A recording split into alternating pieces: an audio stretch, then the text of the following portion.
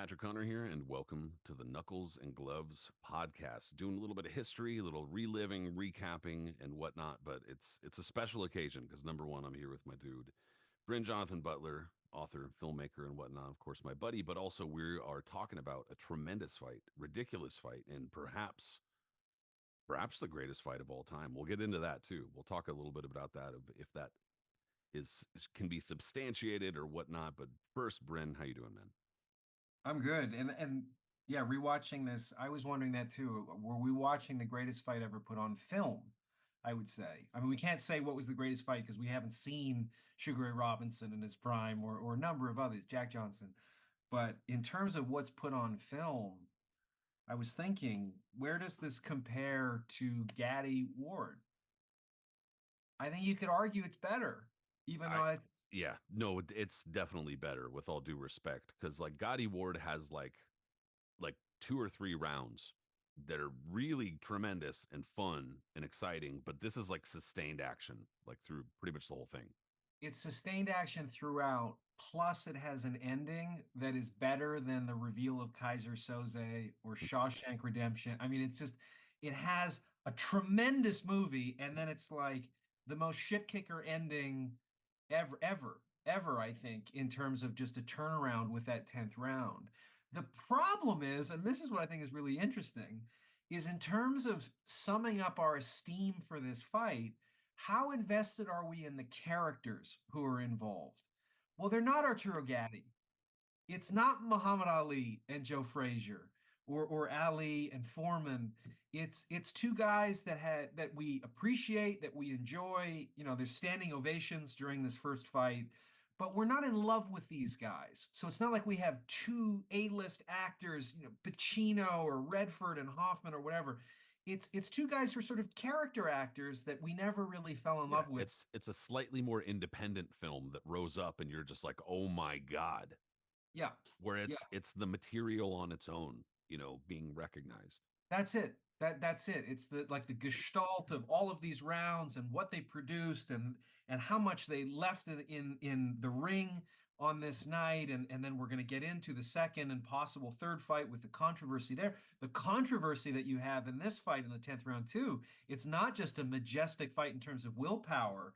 There's a presence of mind that Chico has in terms of the mouth guard controversy, and that leads into the second fight. But it's not Arturo Gatti. It's not like we're watching this tragic comet kind of person who put on so many of the fights of the year, despite the fact that in overall ability, were they a legitimate Hall of Famer? Not relative probably to a lot of other people that you'd compare them to in terms of ability achievement. But if you're talking about excitement produced, if you're talking about producing a gateway drug into falling in love with the sport irrevocably, fearless Gaddy. You know, put him against anybody, and I think he wins just in terms of you just. I've never cried during fights except on watching Gaddy, you know, take body shots and stuff like that. I don't know why it hits you, you know, but there's a lot of other guys that when you're watching a fight and there's a lot of violence, it's sort of like modern comic book movies. There's no weight to the violence. With Gaddy, it's like you're watching Achilles be brought down. Like there's something mythic about the person. In this fight, there is these mythic moments. It's just we don't have the mythic characters. It's not Achilles and Hector. It's two guys where you just go, you start looking away from the main thing and going, wow, what's going on over here? And I don't think anybody predicted that this fight could be this good. There was definitely hope it would be great. Obviously, Castillo 3 years earlier, arguably, and I think both you and I reviewed it, fought Floyd Mayweather, and the audience thought he'd won. I thought he won by a very close margin, but I thought he did enough to beat Floyd Mayweather. And think about had the judges gone with Harold Letterman, who had him winning by 4 rounds against Mayweather, how we would look at Mayweather differently, how Mayweather would look at himself differently, given how much investment he has in the perfect record.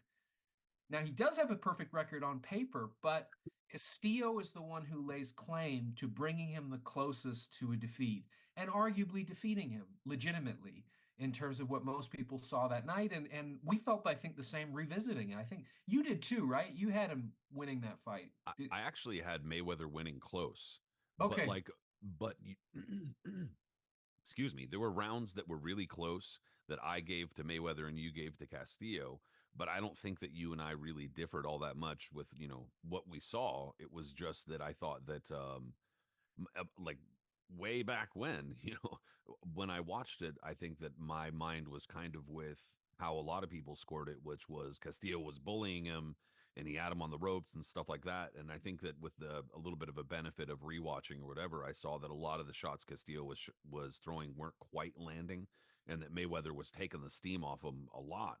Yeah. But that was not the case against Corrales at all. Corrales it does not have that kind of defense, or it completely different. But that being said, that doesn't really take away from what you're saying, because even now, it, with you bring up Floyd Mayweather and you say he's undefeated, and you'll get a whole slew of people coming into whatever replies or comments or wherever you are and saying Castillo got him. So it's kind of it's hooked on to the myth, or It's an the asterisk. story. Yeah, it's It an is. asterisk. And I want to say it's like, well, two things about Mayweather to his credit. One, it's a super close fight. It's not like Mayweather was dominated, but you watch at the end of that fight, I've never seen Mayweather look more unsure of the decision that was coming than that fight.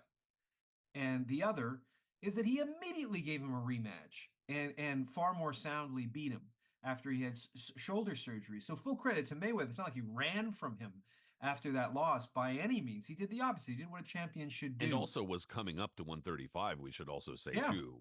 It wasn't like he was, coming down or was a comfortable lightweight at that point. He was No, a no, big no. 130, but coming up to 135. And this is, I mean, Floyd gets a lot of criticism. I give it to him too about the money Mayweather selecting opponents, the timing of opponents, taking every conceivable advantage, as is his right as the A side. Prior to him being Money Mayweather, he was forced to take a shit ton of very difficult fights, and he was fantastic to watch. That guy was very rewatchable and was forced because he wasn't generating any money, well, relative to what he did after, for people paying to watch him win. He Yeah. just was marketable that way. But when we paid to watch him lose, he became the most marketable athlete in the world, which is his own self-awareness and understanding of how to actually successfully market himself, which nobody had seen prior. But that guy who fought Castillo, I mean, he probably did have legitimate injuries and fought a tremendous fight against a guy whose punch output was devastating. I mean, Castillo is an animal to contend with, and we certainly saw that going into this 3 years later. I mean, Castillo had lost nothing coming into this fight against Corrales. But yeah, it's just fascinating just to grapple with a fight of this magnitude that's unexpected. It's not Ali Frazier where the expectations are so monumental. And the other thing, just going back to Mayweather and Castillo, Mayweather was a 4-1 favorite in that fight.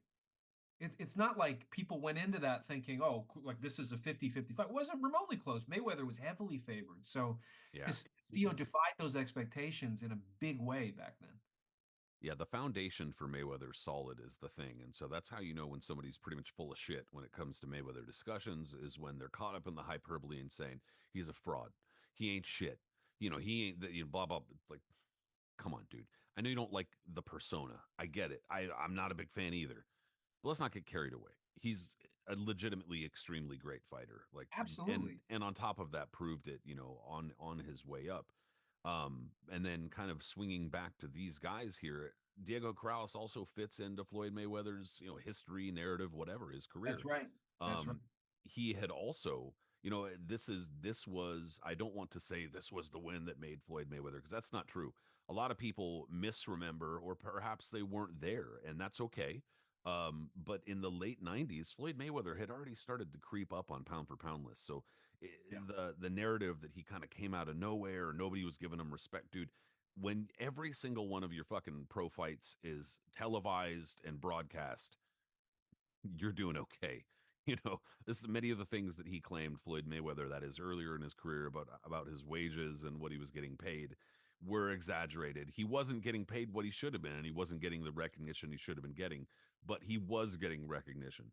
Um, and that being said, though, I don't believe the odds were all that wide for Mayweather at all coming into the Corrales fight, and there were a lot of people in media picking Corrales, understandably so. Tall, lanky, big puncher, a guy with a lot of potential, young guy, and at that time very very troubled. I think he was troubled kind of throughout his adult life. Corrales, that is. I mean Mayweather too, but uh, that narrative was kind of played up in the Mayweather fight, Mayweather Corrales, that is. Going into the fight, Diego Corrales had a domestic assault case. Floyd Mayweather told the media, "Yeah, I'm going to win this fight on behalf of all domestic assault victims." And I He's a mean, huge defender of women. I mean, huge he's always been a at staunch this time. defender. Apparently, at this time, yeah, He's a feminist. I mean, he's just a feminist who always defends the tried and underclass. true, Yeah, absolute. But yeah, it's really inspiring. it was needless to say, many people recognized the hypocrisy in that fairly quickly when that arose. Just a But bit. but setting that aside, Floyd Mayweather dominated that fight in a way that was kind of shocking.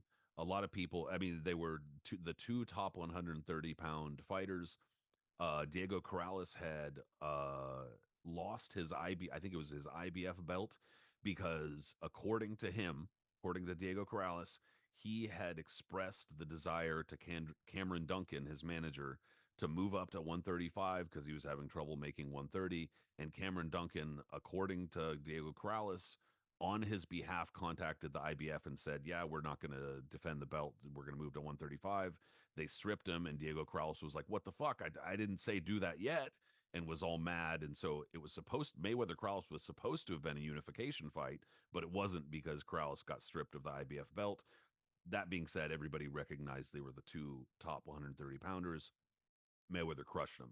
I mean, the outcome, I guess, was in doubt for some people because they were like, "Yeah, Corrales could have gone on." Dude, he got knocked down like 5 or 6 times, and like hard. The last few knockdowns were like brutal. So the fight got stopped, but Diego Corrales, I want to say he did some jail time shortly after that, and so he was had a little bit of time off, and then he came back. He fought a number of his fights on ESPN, I remember, but he was like obliterating guys who were kind of like top 25 type of guys, and he had moved up, clearly not making 130 pounds anymore, but he was gunning for the top fighters in the division without question. And like you, kind of swinging back to what you were talking about with Jose Luis Castillo, he had come back also from the Mayweather losses, and he had started kind of knocking into a few of the top lightweights. The Hispanic causing panic, Juan Lescano, who at the time was a top fighter, fun guy, great fucking nickname, to be Great name. honest. Yeah. But he had a couple of key wins. I want to say he fought, Steve, can't remember his name, but in any case, he got a belt, and Jose Luis Castillo beat the absolute crap out of him over the distance, and then Yoel Casamayor had a close win with him, and then beat the shit out of Julio Diaz real bad. And Julio Diaz was himself kind of on a comeback and surging in the division, and so Diego Corrales had also kind of fought his way back. He had a couple of hiccups along the way, though. The Yoel, I remember the Steve Yoel. Forbes, I think, was the name you were looking for, right? Was it Steve Forbes that he? I thought it was. I thought it was a little bit bad. I could be wrong. That was my guess. But anyway, I'm sorry to interrupt. No, see now I got, yeah, Stevie Johnson, little bit bad. I couldn't Uh, remember his last name. Yeah, not Steve Forbes quite. But in any case, yeah, yeah, sorry. I wouldn't have been able to move on if I didn't know either. But yeah, but Diego Corrales, one of the big issues that he had was Joel Casamayor.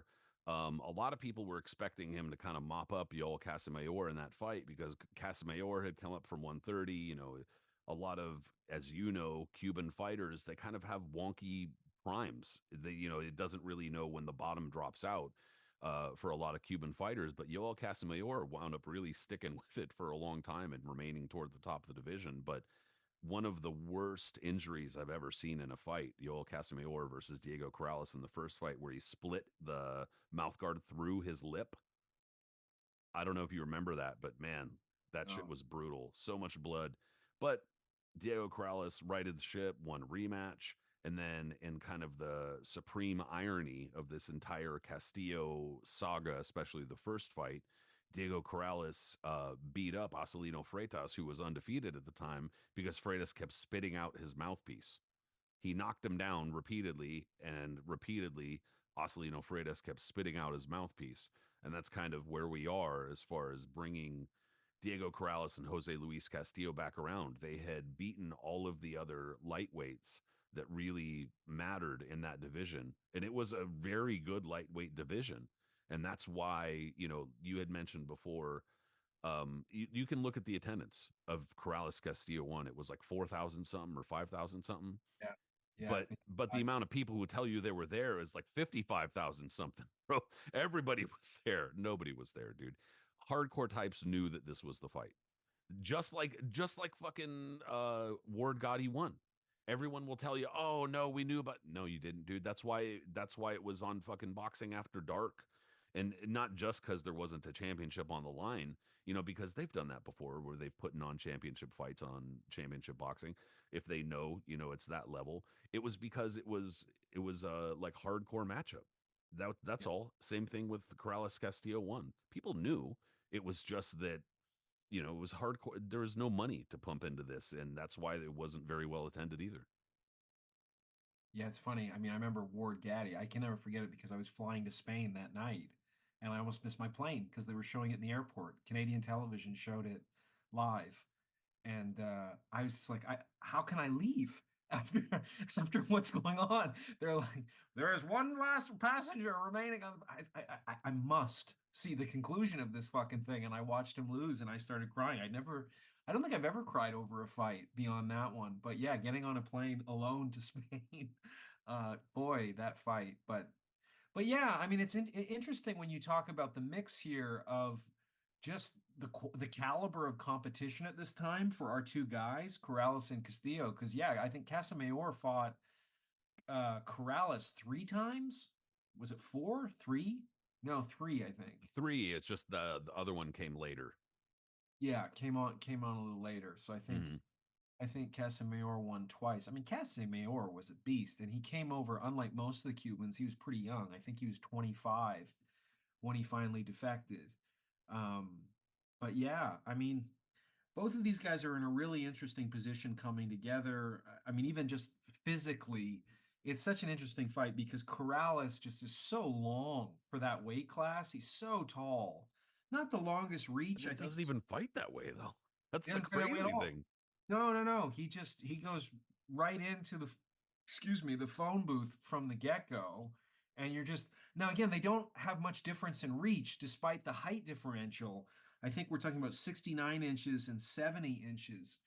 Like it's almost identical. I mean, I think Floyd, even though he's only 5'8" or so, it's Yeah, like he's got tremendous 72, reach. 72 and a half. Yeah, tremendous reach. I mean, Roger was even more ridiculous in terms of his reach for his height, as does Terrence Crawford. Huge reach for a guy his size at 5'8". It's a very common Yeah, anatomical advantage to have. technically your reach is supposed to be roughly equal to your height. So when your reach is a lot longer than you are tall, that's not it's not bad. It's great in boxing in a lot of ways, but it's just not average or normal or whatever. Yeah, exactly. I mean, Roger was, I think, 5'7", Roger Mayweather, and I think he had a 74-inch reach. So he's got the reach of a Yeah, 6'2" guy. that makes no sense. Yeah, it's just really, really strange.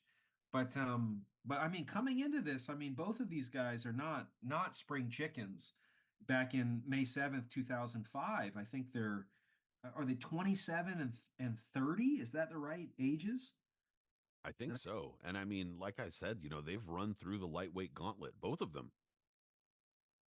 Yeah, they've both been through the gauntlet. I mean, another feature of this fight for Corrales is he's gonna never win another fight because he's dead of a motorcycle accident I think exactly 2 years after this. Sorry, just the way you said that. He's never going to win another fight because he's dead. Because he's dead. No, I'm not celebrating. I just mean, but it's an interesting Yeah. thing that he's gonna, come back in the next one. And there is a It does component. raise questions. It does because in the second fight, he is willing to allow for a weight differential. The guy, Castillo comes in heavy, and Corrales just says, "Fuck it, like let's fight." But by the third fight, he's unwilling to do that. I have a wife and kids, sort of thing.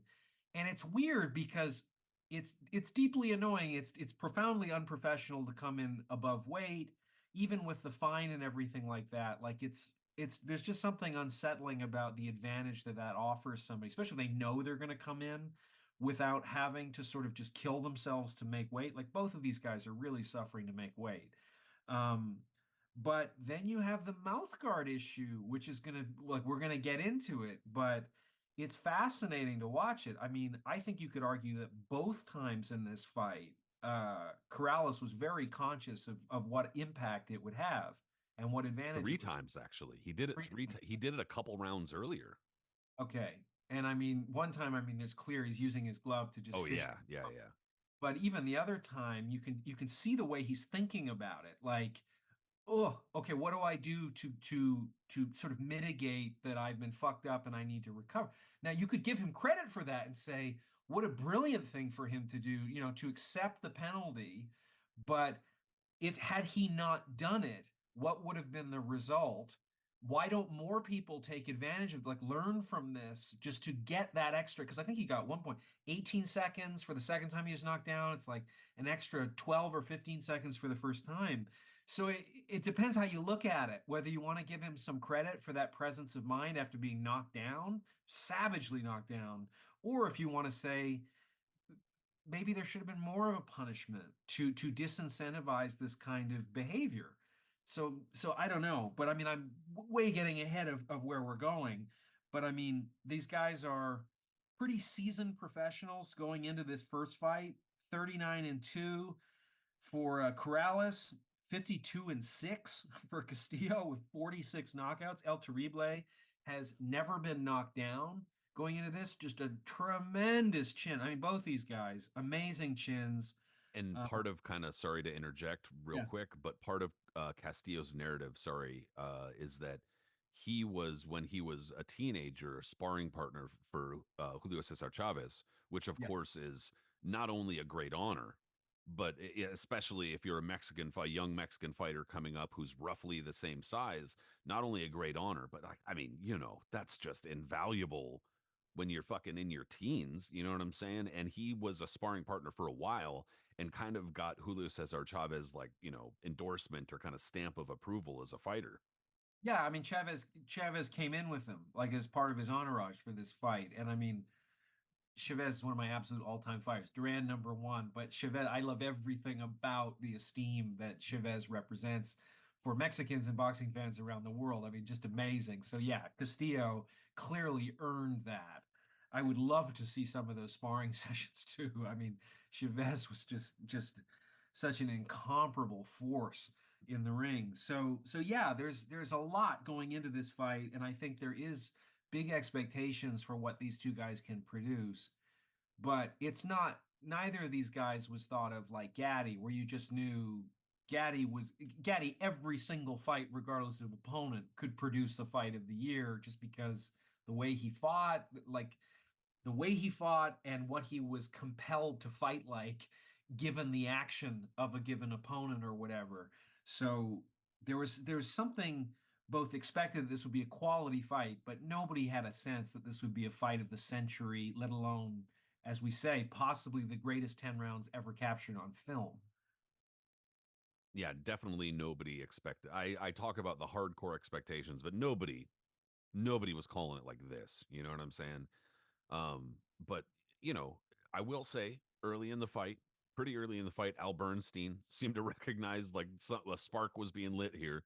And so that's one of the cool things about the commentating, being able to kind of go back and rewatch and listen. And but you know, yeah, let's get right into the fight because Oh, what a fight. well, and first Um, of all, having Al Bernstein as opposed to so many of these other fights we've had with Mamma Mia and all this, everybody's on Fuego. It's just so difficult for us. Like we just loathe these people and the Colonel and God bless all his racist misogyny and the murders he's gotten away with or whatever. But I can't stand them. Al Bernstein, I love. Al Bernstein is great. Steve Farhood, we're going to get in here too, is one of my favorite people in boxing. And why did he not get more work as a commentator? He's I smart. He's got a great voice. I don't get it.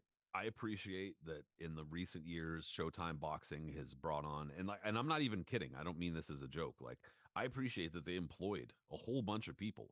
Like, got kind of absurd at the end where they would put like their on-screen team, and it's like square, square, square, square, square, square, square, square, and there's like fucking 15 people. Yeah. That looks kind of absurd. However, like I said, they're employing a lot of people in a industry where there's not a ton of jobs, and I appreciate that. However, some of the people employing were not very good, or at No. least were just not my favorite, I should say. And so, yeah, I really appreciate going back and watching this fight and listening to this fight and not being like, God, I got to turn this shit down or turn it off because it's appropriate, like it's good. No, who the hell would not want Al Bernstein sitting on their couch talking about the fight? He's great. Just like And he's called some of the greatest fights too, greatest great. fights of all time. Going back into the '80s and maybe late '70s too. But he's been Yeah. part of some of the greatest fights of all time on the call. Yes, I mean we're talking about like behind the scene personnel, but I mean it like you watch as many fights as you and I do. Jesus Christ, to have Bobby Ches calling a fight is not easy. Yeah, So dude, the anyway, '90s were kind of in the early 2000s were kind of rough on Showtime there. Fuck. so yeah, I mean the notes I have in the first round, I mean both are opening up a little bit cautiously, but right away you see the arsenal of punches that both guys possess. There's just no way defensively that they're going to be able to fight close, sort of in a trench, and not have most of the stuff land. So you just go, are they willing to go through with this? Is this going to be like the tenor of the fight? And of course, it's going to get way worse.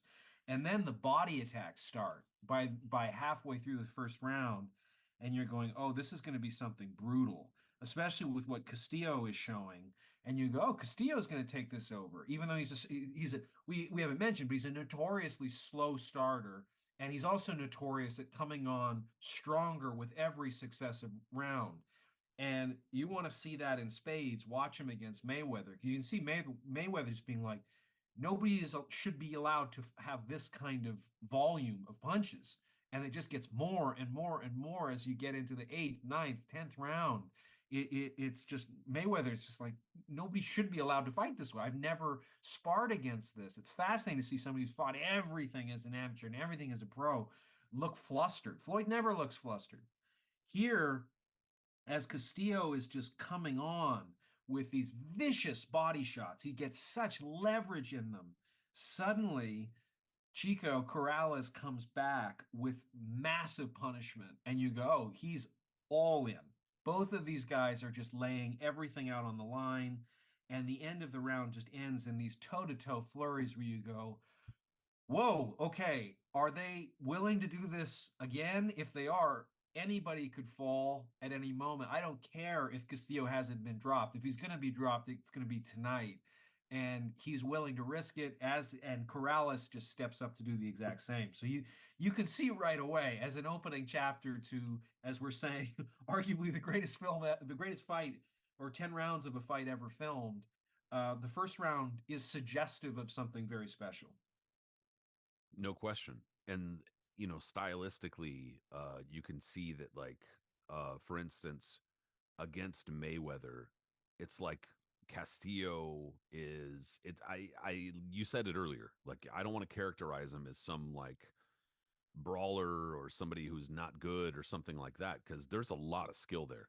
And on top of that, infighting takes skill. That's kind of and brawling. That's the misconception, is that at the highest levels, brawling or being a brawler is like not skilled. Wrong.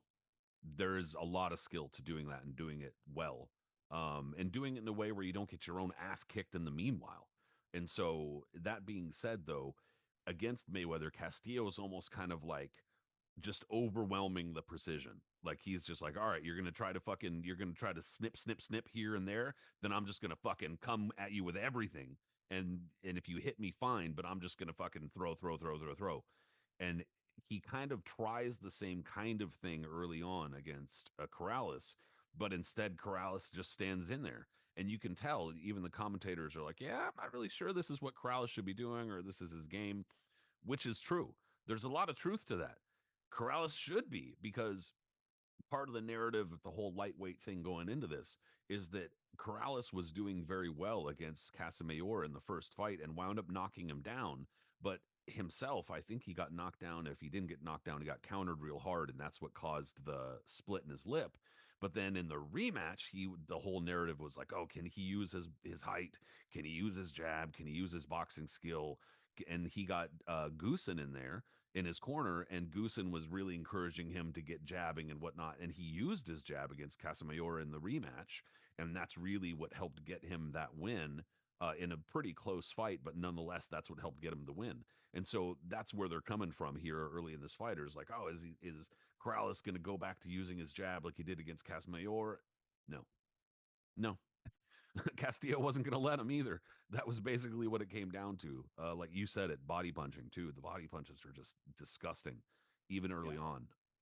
And one thing that I noted, and also again, benefit of hindsight, was that Castillo is doing this thing that he does later on that really winds up, being the kind of the thing that ignites the 10th round, and that's that he's landing this body work which is nasty, but then he did it twice in the first round where he feints to the body and then throws a hook upstairs, and that's exactly the sequence he caught him with in the 10th round.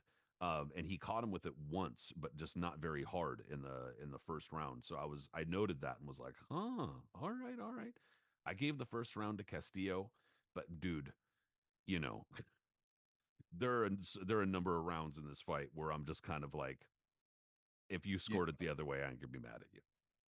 I did score it the other way. And I mean, this is another thing I like about these kind of fights is, like I notice occasionally in the comment section, it's like you guys are biased to this guy or that. I have absolutely no allegiance to either of these fighters. Like I just like what they produced. That's what I care about with both of these guys in particular. I'm not invested. I don't dislike them. I'm not in favor of them.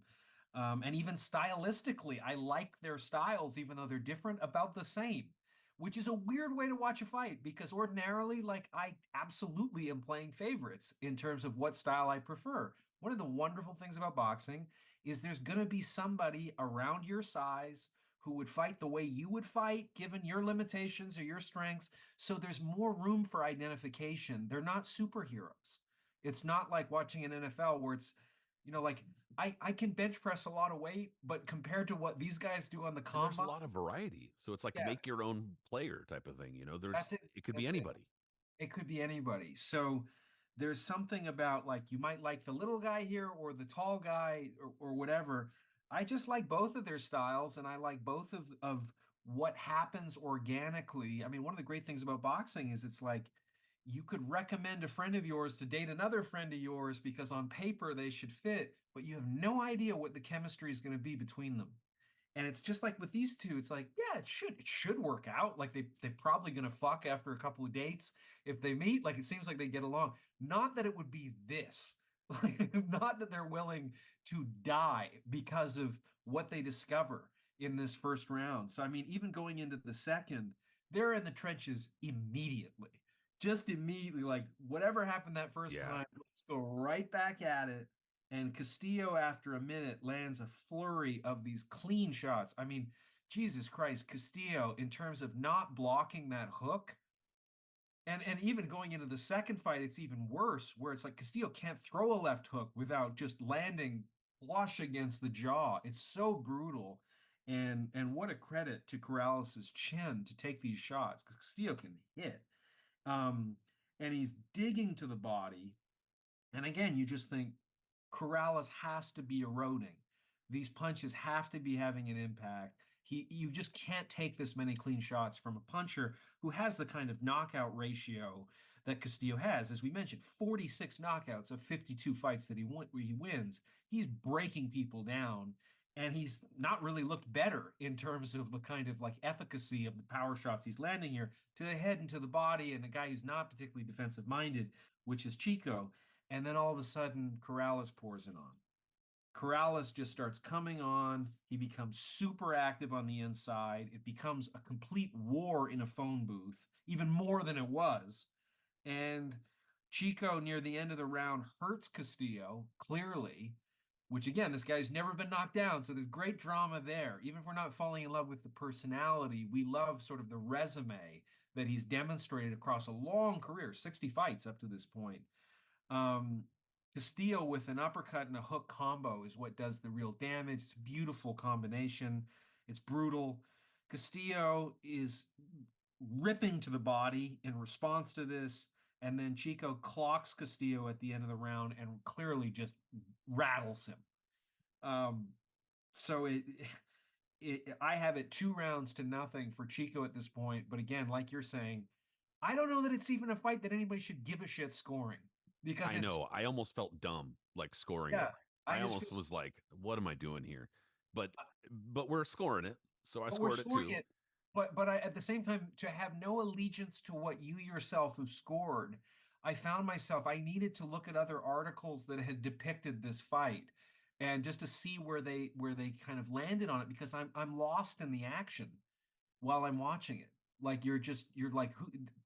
There's a reason why this is the only sport that doesn't allow you to see the score as it's going along because you're just going to get lost into this. You're not going to see. It's not about. It's sort of like an actor who has great technique, and you go, "Wow, what a great Shakespearean actor," versus an actor you get lost in the story, and that's what these guys are. Like, there's good technique. It's there, but this is where you are just in the story, and you Yeah. don't care about things like scoring or judging or whatever. You're just kind of like, I can't believe I get to watch this or rewatch this kind of thing. Like, it is amazing after 2 rounds. I also scored it for Corrales. And I thought that yeah, he clearly kind of shook up, hurt, whatever you want to call it, Castillo. And Castillo shows his kind of signature, like when he gets hurt. It's like part of the problem is that he's got this poker face, but he's coming forward. Yeah. But then when he gets dinged up, it's like he stops and he ain't coming forward anymore. And he's kind of got to back up a little bit. And it's like, that's your tell, dude, because you all of a sudden you're kind of like, let me take a sec. And I mean, you never take a sec. So Yeah. you're fucking hemped. You can't do it. But that's exactly, that's kind of the tell. But I noted early in the round that I was kind of like, all right, Corrales is just standing in there too long. Like he's doing okay, but he's standing in there too long. And the combination that kind of seemed to stun him is because he was standing in there way too long. And Corrales is kind of cuffing with a lot of his shots, but then all of a sudden, that's when he starts just landing. Like it was like out of nowhere. Like halfway through round two, it was just he couldn't fucking miss, and he wound up hurting Castillo. So yeah, I thought that was a pretty good Corrales round, but just it's already back and forth. They've already stunned one another in one round. Like it's already a tremendous fight. Going into round three, I thought that Corrales started the round fighting kind of like he thought that Castillo was still hurt Yeah. because he came right at Castillo and was just like, let's fucking get it. And the thing was, of course, Castillo, tremendous chin, great recuperative powers. And by that time, he was like, he was a little bit cautious, but he was fighting. He wasn't really taking too many backward steps. And I thought that one of the things that he was doing was that even though Corrales is a little bit quicker in his hands, I think Castillo had figured out how to land his hooks between Corrales' shots, and that was doing a lot of damage kind of in the meanwhile. And Corrales was like firing combinations, but like in the middle of his combination, he'd be like whack, with a fucking hook, and that was kind of taking a bit of a toll. But it's like I don't even know how much. I don't know how you score this in terms of like who's the damage or whatever, because it's just back and forth and back and forth. But one of the things I also did note was in round three, Castillo started making some adjustments. His corner yelled, "Come on, start working your uppercut." That's exactly what he did because Corrales has got one arm in here and is kind of leaning in, and Castillo threw like 8 uppercuts in round three and was just like bank, bank, bank, and just kept fucking hitting him. And I was like, all right, in the midst of all this ridiculous just fucking moving action, there is a lot of skill and there is nuance happening here. Yeah, I mean, I have Chico's just jumping in from the get-go with unrelenting volume of attack. The punches are just coming from everywhere. He's totally outworking Castillo. Castillo is focusing on single shots and vicious uppercuts, but Chico is trying to land combinations, and that's usually going to win out, especially when they're, I think about equal hand speed. I think Corrales has particularly fluid combinations, the way he throws them. So again, you're just kind of like, well, Castillo probably has a little bit more power, but Corrales has these combinations where a second shot, a third shot could land more cleanly than a single kind of pot shot. But then again, they're uppercuts, and those uppercuts, it's the worst punch to get hit by, in my opinion. And then like the last minute, Castillo just comes on after he's absorbing punishment, and Chico lands a devastating hook, but Castillo just it just seems to like galvanize another gear somehow. I mean, this is Yeah. not supposed to happen.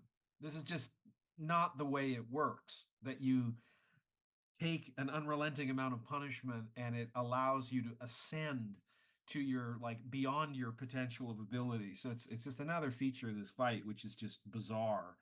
Um, but I thought that Castillo pouring it on at the end, in my opinion, did enough at the end of the round to steal it and to reveal a little bit that Corrales, there was some impact. He was breaking them just a teeny bit, Just a a bit. teeny bit.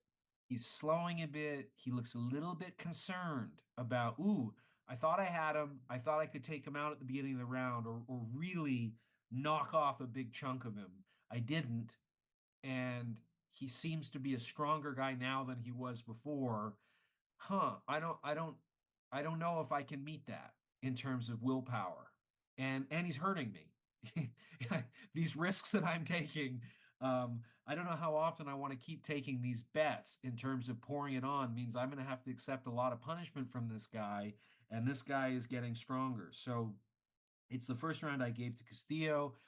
I thought Corrales won the first two-thirds of the round, but I just felt at the end sometimes, not in a Sugar Ray Leonard sense, because I absolutely despise Sugar Ray Leonard while respecting him, stealing those rounds against Duran and that sort of thing. But I thought Castillo just came on, and then like, give me your fourth round. I agree. I thought he did a little bit more damage. Same score, except for I got 2-1 Castillo instead of 2-1 Corrales. But again, whatever. Um, but the tell for round 4, as far as letting you know that Corrales was hurt, was that he comes out jabbing, looking for distance.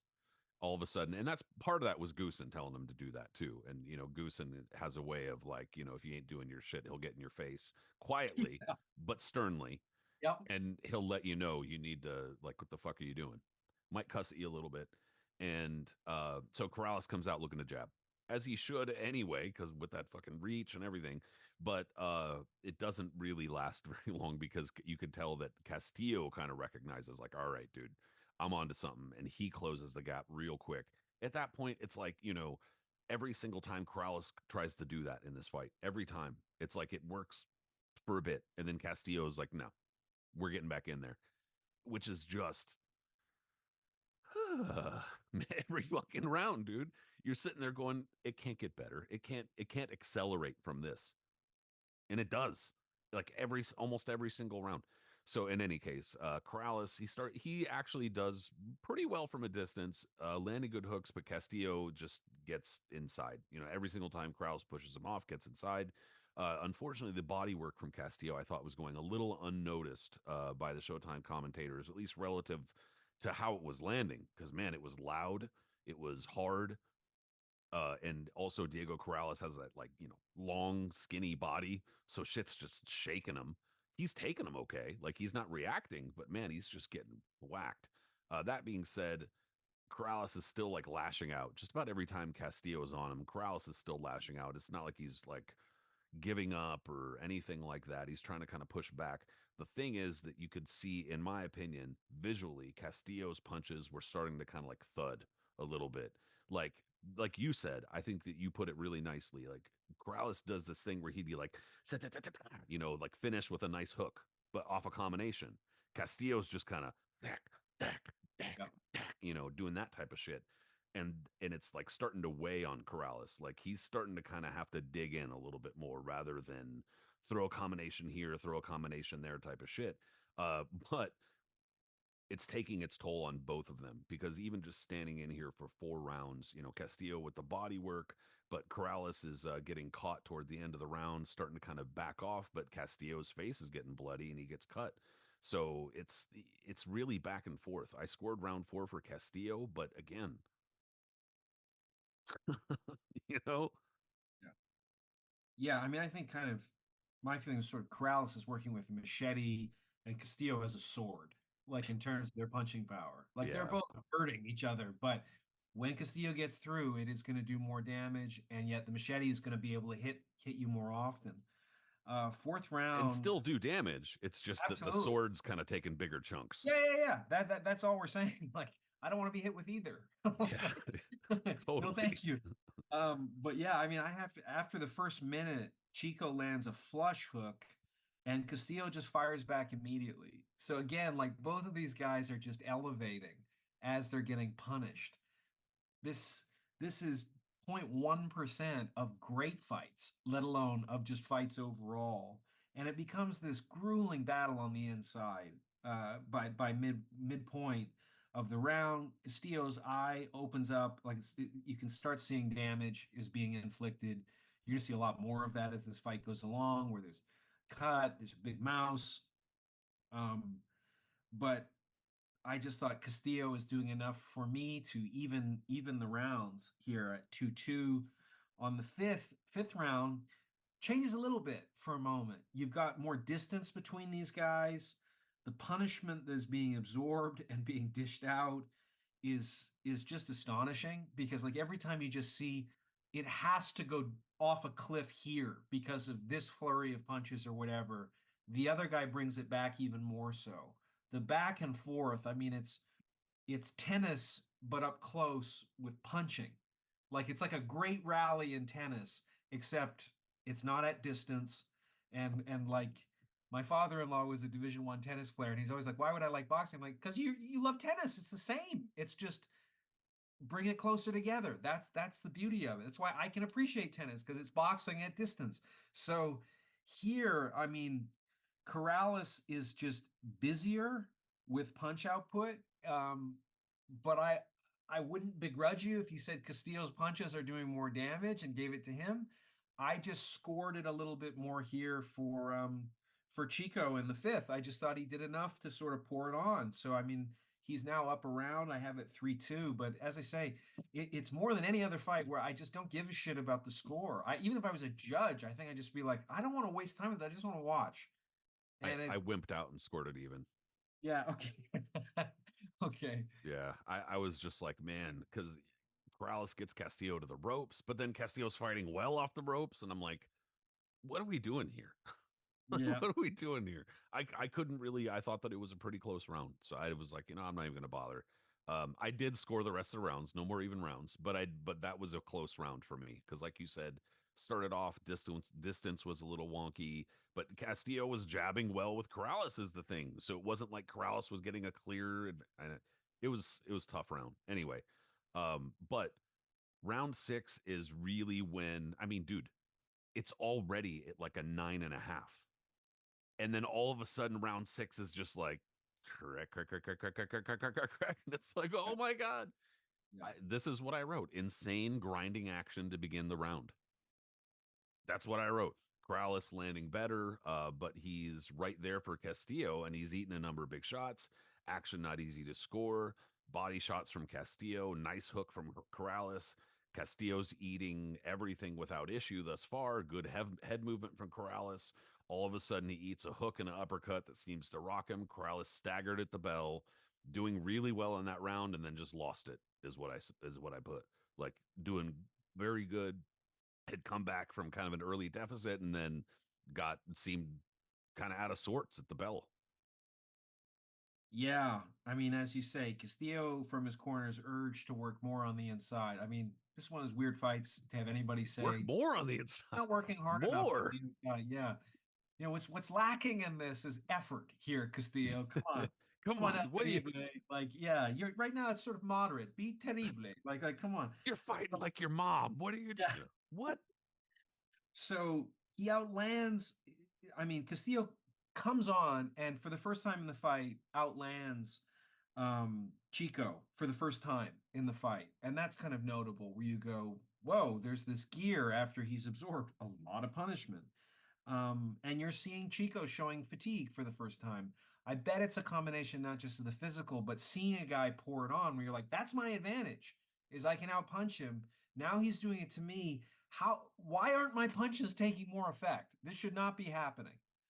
And end of the round, I have in my notes, and like you and I have done many fights over the years. To say that a fight is veering into Gaddy Ward like intensity is not a common refrain I have watching action. I'm not prone to hyperbole to evoke that fight. This one is doing it. I gave the round to Castillo. I have it even now, but it's really something. I remember as a little kid asking my grandfather why he like who did he cheer for watching hockey? I'm Canadian. And he's saying, I don't give a shit. I want to see a good game. And I thought, what a bullshit response. Like, how do you the whole point is to pick a team and to be against another team. This is one of those ones where I feel that way. Who gives a shit who wins at this point? Because the quality is so high that they're just giving so much that like It's both. like it's sorry to interrupt you, but it's like one of those movies where like there's a scene, there's like a horse racing scene, and there's the dude with all the tickets, and it's so intense and crazy that he just throws the tickets. Like I don't give a fuck, because Yeah, it's so good. You just don't even it's care. it just is. You just yeah. I mean, it's sort of like what they say in terms of the cliche four corners thing about where does an audience go given all of these offerings of entertainment or sports or whatever, and where the fight breaks out is where people go because there is the stakes are bigger than everything else. But this fight is beyond just violence, beyond just seeing guys hurt each other or whatever. This is the best that the sport really one of those rare offerings where this is what it can do. This is what it can show you about human beings. Even though they couldn't articulate it if you asked them about it, but they're articulating it physically. And yeah, so this sixth round is just taking it to a totally different level of it's the best round so far, and Yeah, that's and a bunch of already really good rounds. It's just like what? What are you guys yeah, doing? yeah. Well, and sit tight because we ain't done yet, baby. Not by a fucking long shot. No. Um, Again, round seven starts, and the telltale sign is that Corrales is trying to keep his distance and trying to get because he's like, "Yo, I'm getting beaten up a little bit here." And I mean, at least that's what I took it as. That's what it looked to me like. If you're even gonna get into the analytical shit about this violence here, but he's doing well at a distance in round seven. But what I noted also is that it doesn't like look natural. Like he's not skipping around. He doesn't have super great footwork to begin with. He fights with really flat feet.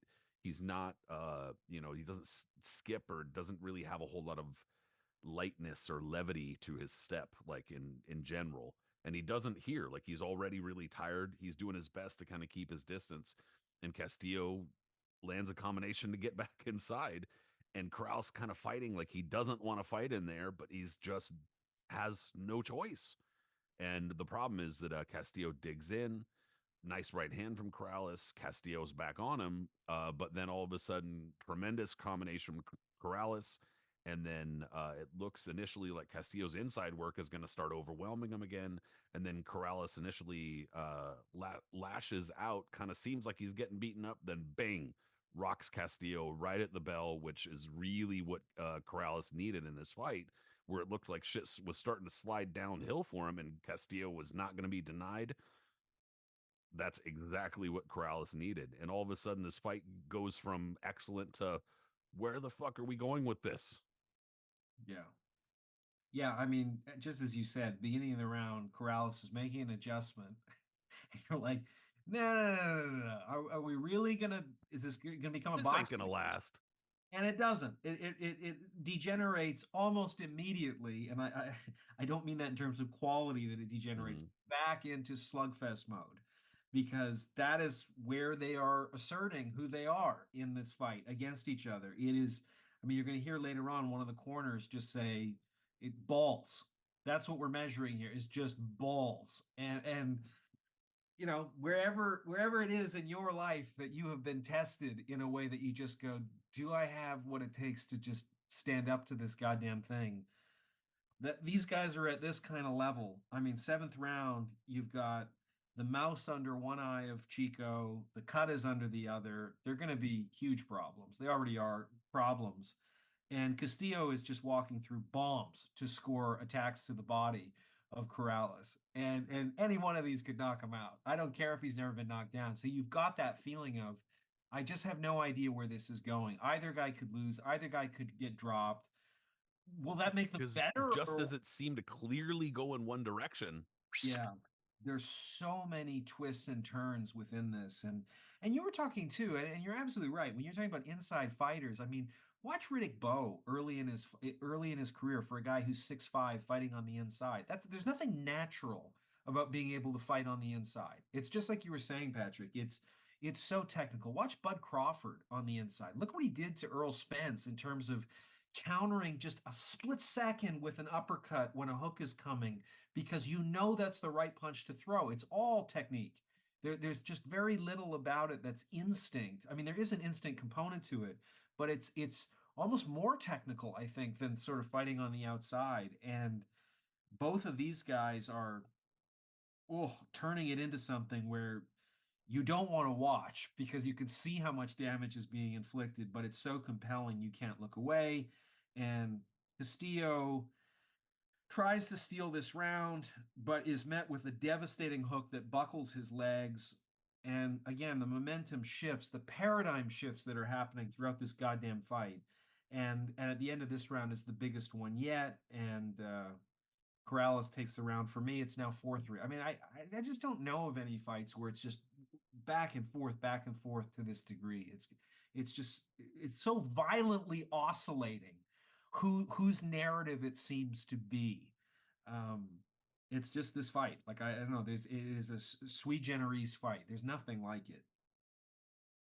yeah, I even just rewatching it, dude. I was starting to feel like, not giddy, just like moved.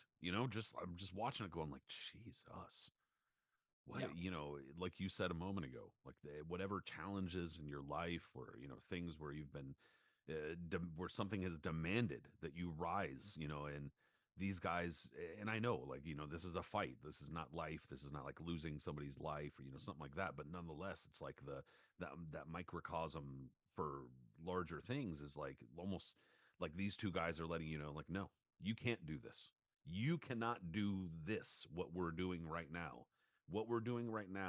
is so beyond anything that all you guys experience from a day to not to belittle the day-to-day existence of anybody, but that's what's happening in the ring here. Round 8, massive shots from Corrales at the start. Castillo looks hurt, then just walks back inside like a fucking animal. Corrales walks into 2 big shots. They stand inside and trade like a pair of absolutely insane blood crazed maniacs. That's how I fucking it was like every single round. I'm like, okay, it's gonna start kind of slowing down. It's gonna no, dude. From this point on, it just kind of kept going. That's what was really crazy, was that, like you said a couple rounds ago, this is starting to get into kind of Gotti Ward territory. That was a few rounds ago, you know. yeah, yeah. I mean, what you were saying earlier too, that I think is true. When we're comparing this to life, I mean, I was just thinking about Anthony Bourdain when he would meet people for the first time, anybody who might work with him or something like that. He'd always show up 15 minutes early. He never was beaten to any meeting ever. And if you showed up late, he basically wrote you off as a person, because if you don't take seriously respecting the person you're meeting, there's a very good chance that how you live your life approaching small things, even more so is going to be the case with big things. And Customato was really emphatic on that point. Any major problem or obstacle that you avoid in a small area will follow you the rest of your life. How you approach one thing is how you're going to approach everything. Stanley Kubrick said that about filmmaking. Problem solving in one thing is problem solving in all things. You get better at solving problems, regardless of what those problems are, the genres of them, and stuff like that. So, I mean, eighth round, here's a split screen of the two corners, a bit like what Mark Cram did with that great piece on Frazier and Ali in their third fight. He's dead. He's dead is what Castillo is hearing in his corner. In the other corner, of Corrales. It's all balls. Am I wrong? Way better than any fucking screenwriter would offer about like Stallone is not coming up with the shit. He would plagiarize this shit, Yeah, of course. sure. Because And get a statue for it. yeah, like go watch the Tommy Morrison film with Rocky and see how many custom auto lines are just completely ripped off throughout it. And it's like, really? Like this, you can't even add to them a little bit? Like put your own little mustard on it? No. Um, so yeah, Corrales comes out blazing, um, nails Castillo with just blistering combinations and just driving him back. And then um, Castillo roars back. There's more back, like the back and forth savagery of this fight is just in a category of its own. Like it it's not far off like so many of these rounds. Like what are the epic rounds of the 20th century? Like when we talk about Bo Holyfield, what is it, the 10th round? The ninth round, like they're great round. They're Yeah, bigger 10th round, yeah. guys. Yeah, like they're bigger guys. I get it. Like there's more you get hit by something, it's a 50 caliber versus, a 22 kind of thing. Like that's a fair point. But you know, that these guys are putting together rounds that we would draw from those other ones and just put it into one fight, um, speaks to this ridiculous level that you almost can't be hyperbolic in describing it. Castillo nearly knocks out the mouthpiece of Corrales with a 7 punch combination, and then he does. It goes flying. And it's just a devastating round. And all of the crowd involuntarily are on their feet at the end of it. And those are the kind of moments to me that whether it's boxing or something like that, like we are in a culture that needs to tell us when we're supposed to clap. And there's a laugh track on our sitcoms to sort of tell us when we need to do stuff. I love when stuff doesn't need to tell us what to do, but we have no choice. This is one of those moments. The eighth round is one where people are just not even like clap, clap, clap, which comedians hate, right? They want to see you laugh. They don't want to see you go, oh, that was funny, but you're not laughing. This is just people, they have no choice because it's like watching a relative get in a car accident or something. Like you're just so lost in what's happening here. Live, like two lives are on the line, and you don't know which. So it's not just that one person might get killed; they both could get killed, kind of thing. It's incredible. So best round of the fight so far. I gave it narrowly to Castillo, but again, I don't even care about scoring Yeah. with these. And of course, like I said earlier, with the kind of benefit of hindsight now, knowing how everything ends and how it unfolds, you could see, unfortunately, kind of the start of the whole mouthpiece thing, because Castillo lands a shot, and when they're in close, it almost looks like Corrales wants to spit it out, but then pushes it back in, and then he kind of half gets it knocked out and spits it out later on in the round. And in all honesty, that right there should have counted as the first, like, you spit out your mouthpiece. I Yep. mean, and it happens. It can happen, and it's happened in bigger fights. It's happened to fighters who are honorable, dishonor. Like it's not like discerning in that regard. But if you have been in there and you have had a fitted mouthpiece in your mouth, like they're a pain in the ass to take out. Like it's generally not like you just go, "Ugh," like it's you kind of got to like work it loose and shit, especially if you get hit at all, because then your teeth get into it and you're kind of like, you kind of have to like peel it from your fucking teeth and shit. And so, I mean, in any case, I'm not like a fucking pro or anything, but point is, if you have had it in your mouth enough to know, a mouthpiece, that is, nobody cut that and make it weird. You fucking have had a mouthpiece in your mouth, the fucking you can't really just spit it out. And so that probably should have been the first warning. Like, don't do this shit again or I'm gonna take a point. But Yep. again, in a fight like this, you don't want to like take points and fucking, ruin the outcome with a point. So I kind of feel I feel both ways. Like maybe Tony Weeks should have been a little more aggressive with the mouthpiece shit, but I also understand it because he doesn't want to get involved because he's not getting involved in the infighting. He's kind of just letting him go, which he should have, and which is also what helped make this such a great fight. If that were Jay Nady in there, this fight would have not been good because they would have been like, "Hey, a bunch of shit," or Joe Cortez or somebody awful like that. It would have been a terrible fucking fight. So I'm happy that Weeks let it go the way that he did. But that being said, you could see the seed kind of get planted there, unfortunately. But um, I agree. Castillo needed that round because it was kind of tilting against him, and then all of a sudden he shifts the momentum right back his way. But then round 9 starts, and they're clearly just really tired.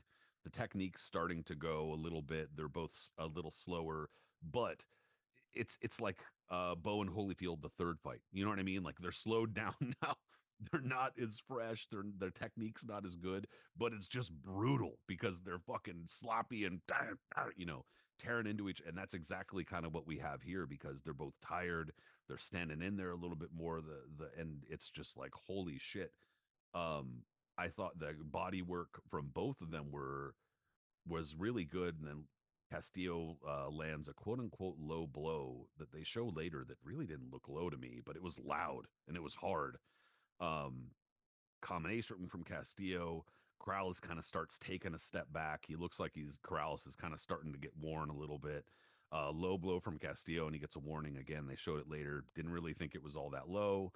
Castillo seemed to be hold on, lost my. Oh, sorry. He got rocked a little bit, but he was kind of fighting through it. And then right when Corrales started stepping it up here in the ninth round, he walked into a right hand that stunned him, and then Castillo starts laying the wood on him inside. Corrales holding, nice shot from Corrales, but Castillo just starts grinding the shit out of him, and then right at the bell, Corrales lands a massive shot. And so it's like another round that was just tremendous. And again, they showed the quote unquote low blows on the slow mo replay between rounds, and they were both on the belt. So I don't know. I kind of felt like Weeks was getting involved a little too much there, but whatever. Point is, we still got just a man And I think ridiculous you're right. fight. I think you're right too. I mean, we're talking about having a commentator that adds to the experience rather than detracts to it, where you want to just mute it, other than just listening to the crowd. But the refereeing here is phenomenal. It's just phenomenal because I mean, like, think about like most recently, say the Fury Wilder fights, the way the referee was getting involved. I mean, it's such a I hate that shit. commonplace thing in epic fights where you're like, they should be allowed to fight on the inside. It's part of the sport, especially for a smaller guy to not be allowed to do it, which is also a very frequent thing. And you see how selective we talked Yeah, about. We did the Maidana Mayweather fight when they can fight on the inside, thrilling fight. When the referee doesn't allow it and like immediately breaks them, it becomes what the second fight was, where it's not even close, and it should be close because that should be a part of what we're allowed to see. There's nothing wrong with it, especially when they've got their hands free. So yeah, ninth round, Chico's gas tank is clearly running down, or just the punishment is taking its toll. I mean, he has taken a shit ton of shots. Castillo's stamina and grit, as legendarily sort of hailed as they were, they're even more so on display. Like, I mean, they're just surpassing any expectations people had about him being able to pour it on, given how much punishment he's taken from Corrales up to this point. Corrales lands a tremendous combo near the end of the round, but I thought Castillo still did enough to steal the round agreed. again for the second time. I have it 5-4 Castillo. If you had it 2 rounds, for Corrales at this point, I wouldn't disagree. I just don't know. It's one of the hardest fights to score just because it creates this kind of emotionality that is really strange. I've not really experienced it. Like normally I have pretty good clarity about who I think wins. And this, you're just sort of like, well, you almost change your scoring criteria round by round, and then just getting us into arguably the most exciting 126 seconds that boxing has ever offered, which is the 10th round of this fight. Oh, And it alchemizes this fight into immortality. 126 seconds. Apart from everything we've seen before, which has been spectacularly good, this 10th round is better than any movie has ever been depicting this sport or any other sport in terms of what it sets up and what it ends up delivering. It's a magic trick. It's just a transcendent magic trick in terms of um, after you look back on it, it totally makes sense. When it happens, it's completely inexplicable. It somehow retains those two feelings that should be completely incompatible. So Castillo lands a short hook to the jaw and drops Chico with so much drama because there's this delay to it. It is sort of partitioned out the way he falls. Dum dum dum. It doesn't get more dramatic as a knockdown. For me, sprawls out, turns over, and you're Blech, going, yeah, blech. how is this going to go on? Mouthpiece comes out. He's up at 8. He gets 9 extra seconds to recuperate when the mouthpiece is put back in. Those 9 seconds could have changed everything. Had he not had them, had the mouthguard stayed in, who knows what this would have been? We don't know. Castillo comes crashing in with hooks that knock Chico over again, this time egregiously hauling out, prying out the mouth guard. Yeah, spits it into his glove. Like, Yeah. bleh. And he's up at 9.5. I have no problem with the 9.5. You and I have talked about the Buster Douglas, both the long counts. They're the same period of time. So shut the fuck up. I'm a Tyson, maniac. Like, shut the fuck up. It wasn't a long count. It's perfectly reasonable. It's not supposed to be 10 seconds, but this is 9.5. Again, do you get more dramatic than 9.5 for him to get up with this mouthpiece thing? Which, how the fuck do you have the presence of mind to do that when you've Yeah, just been? that in itself is a skill, you know? It's amazing. Like, I used to watch a lot of the Cuban boxers. One of the things they would do for getting knocked out, I'm not going to belabor this point, but as they do these jumping somersaults back and forth for like 90 seconds, standing somersault, jump up, somersault, somersault, to recreate the dizziness and how disoriented you are from being knocked down so that you're ready to defend yourself after 90 seconds of doing it.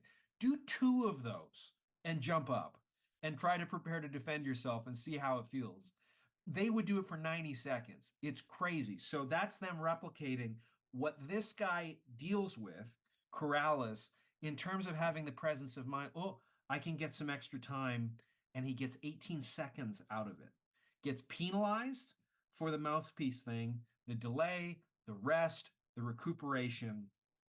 But Castillo is ready to fucking seal the deal, close out the show, charges in, and you're like, how could Corrales escape this? Because Castillo has this look like he is delighting in what he's about to do. It's so satisfying. He's had to endure so much to do it.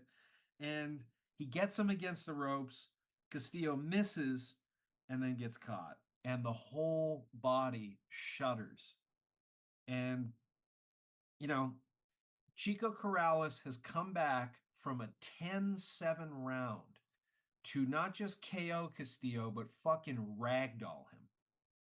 Has there ever been, you tell me as a boxing historian, has anybody come back from a 10-7 round to inflict Well, that? oh God, I mean, there have been instances where like people have come back, but I mean, in that short amount of time, I don't know, not really, not that I know of. I mean, it's so crazy, dude. And like I said earlier, Castillo fainted to the body, which he had just been hammering all night. He fainted to the body. And I mean, that's not like super complicated. That's like a trick that, you learn in the gym. It's not you're not pro level, you're not running around every day fucking bike courier fainting to the body. But no, it's not unheard of. But he did it at like the perfect moment. They come out kind of just like right as about to get into it. He faints to the body, boom, hook upstairs. Chico's like, I really wasn't fucking expecting that shit. And just like you said, just kind of almost sinks to the canvas like, fuck, this is too much.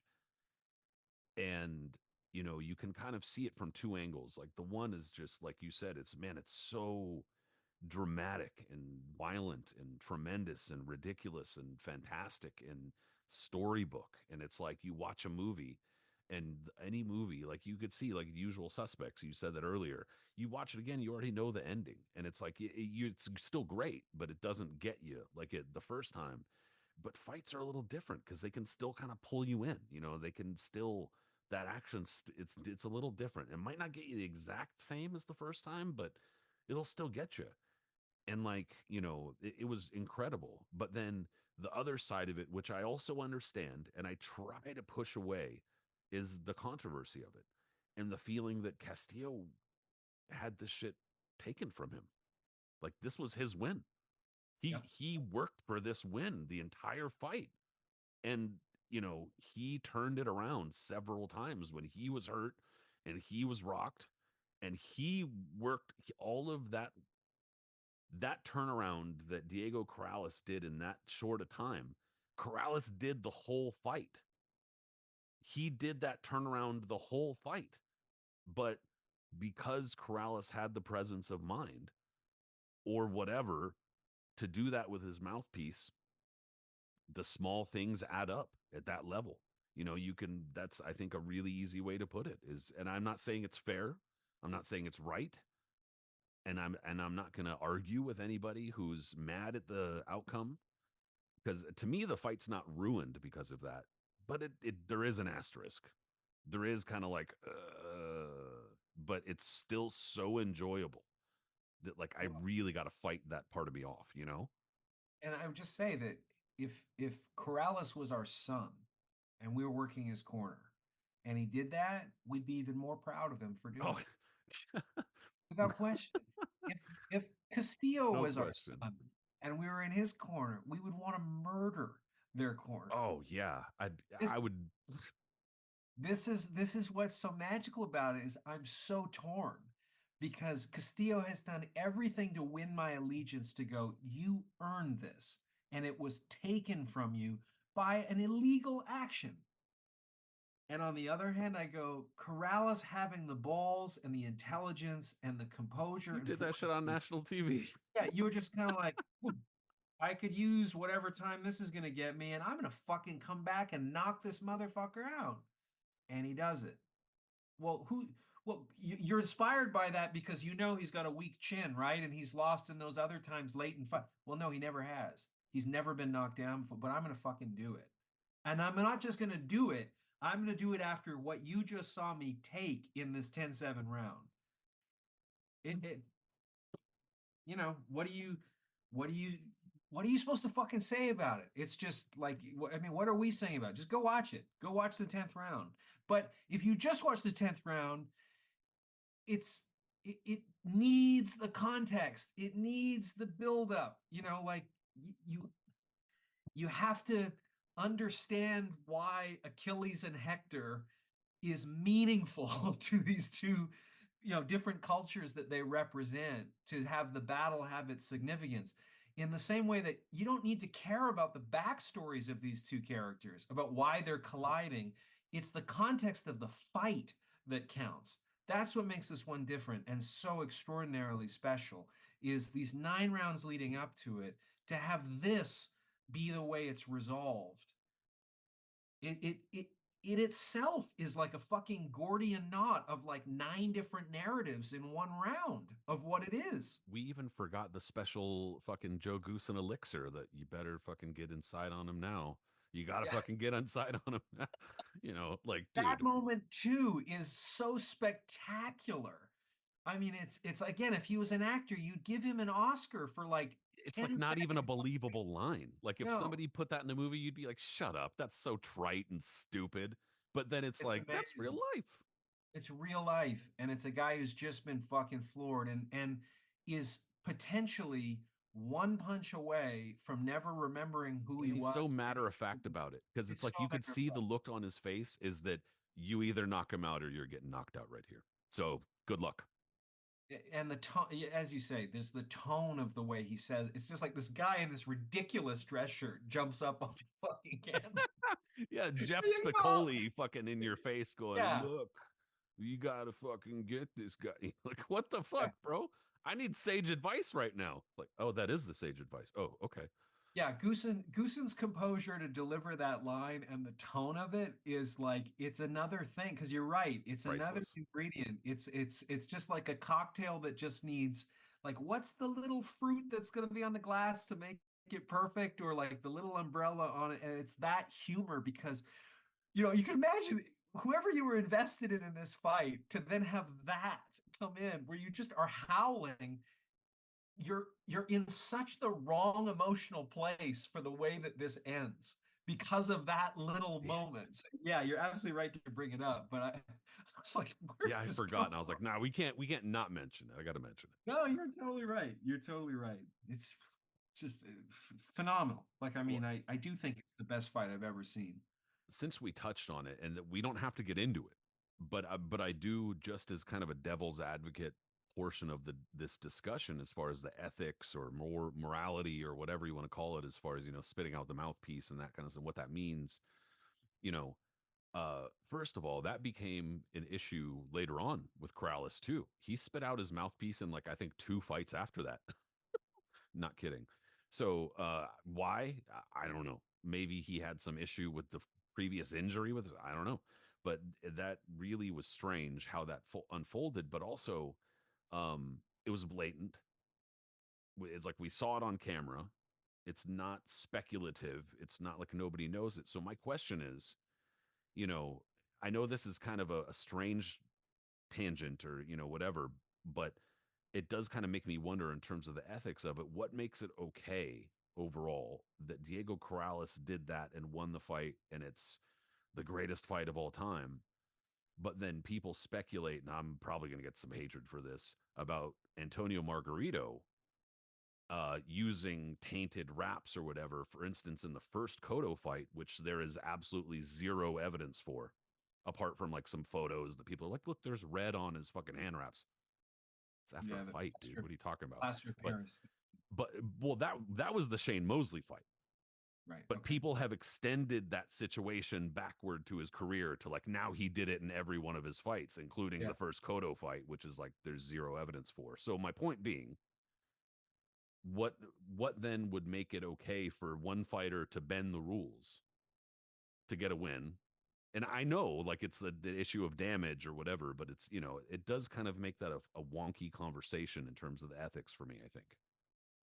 Yeah. I mean, I think it's a legitimate thing to raise. I mean, Pacquiao was accused of that too. I forget who accused him of it, but saying that his punches, I think it was Keith Thurman, said his punches felt like there was rocks, like it felt like a brick, and then he's like, oh, he's People wearing accused Mexican. Felix Trinidad because Yeah, of the stacking because for the Hopkins fight, which is just an issue of how the wraps are wrapped.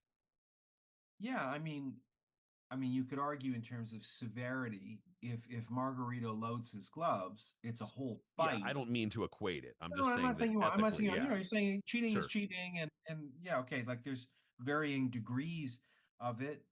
As I say, like I struggle with. I mean, I read the other day Andre Ward's book, and I was curious because like I profiled him. I spent some time with him, and I he asked me if I would consider writing that book, and I was just curious, like where did it land? Well, for the first thing, where was it in Barnes and Noble? What section was it in? Fiction. Yeah, I'm better. just kidding. Well, in a way, Religious. yeah, religious Yeah. in the religious section, not memoir, not Well, that's fiction. Sorry, people. yeah. I mean, I was kind of leaving that unsaid, but yeah, that was sort of my intimation there. I'll take the But, hit. I'll take the hit. yeah, okay, good, good, good, good. So I was curious how he would deal exactly what you're talking about with the second Kovalev fight.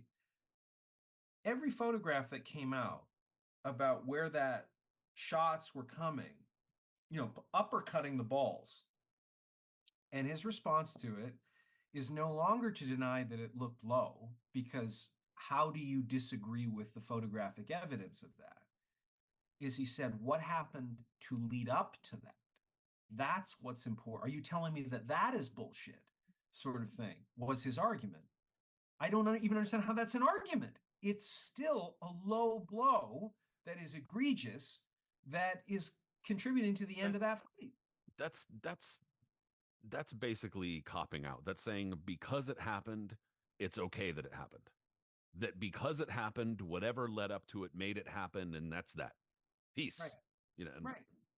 Right. that's absolving yourself of response. That's going into confession and saying, "Hey, priest, I killed somebody," and the priest going, "Okay, you're good. Bye." Yeah.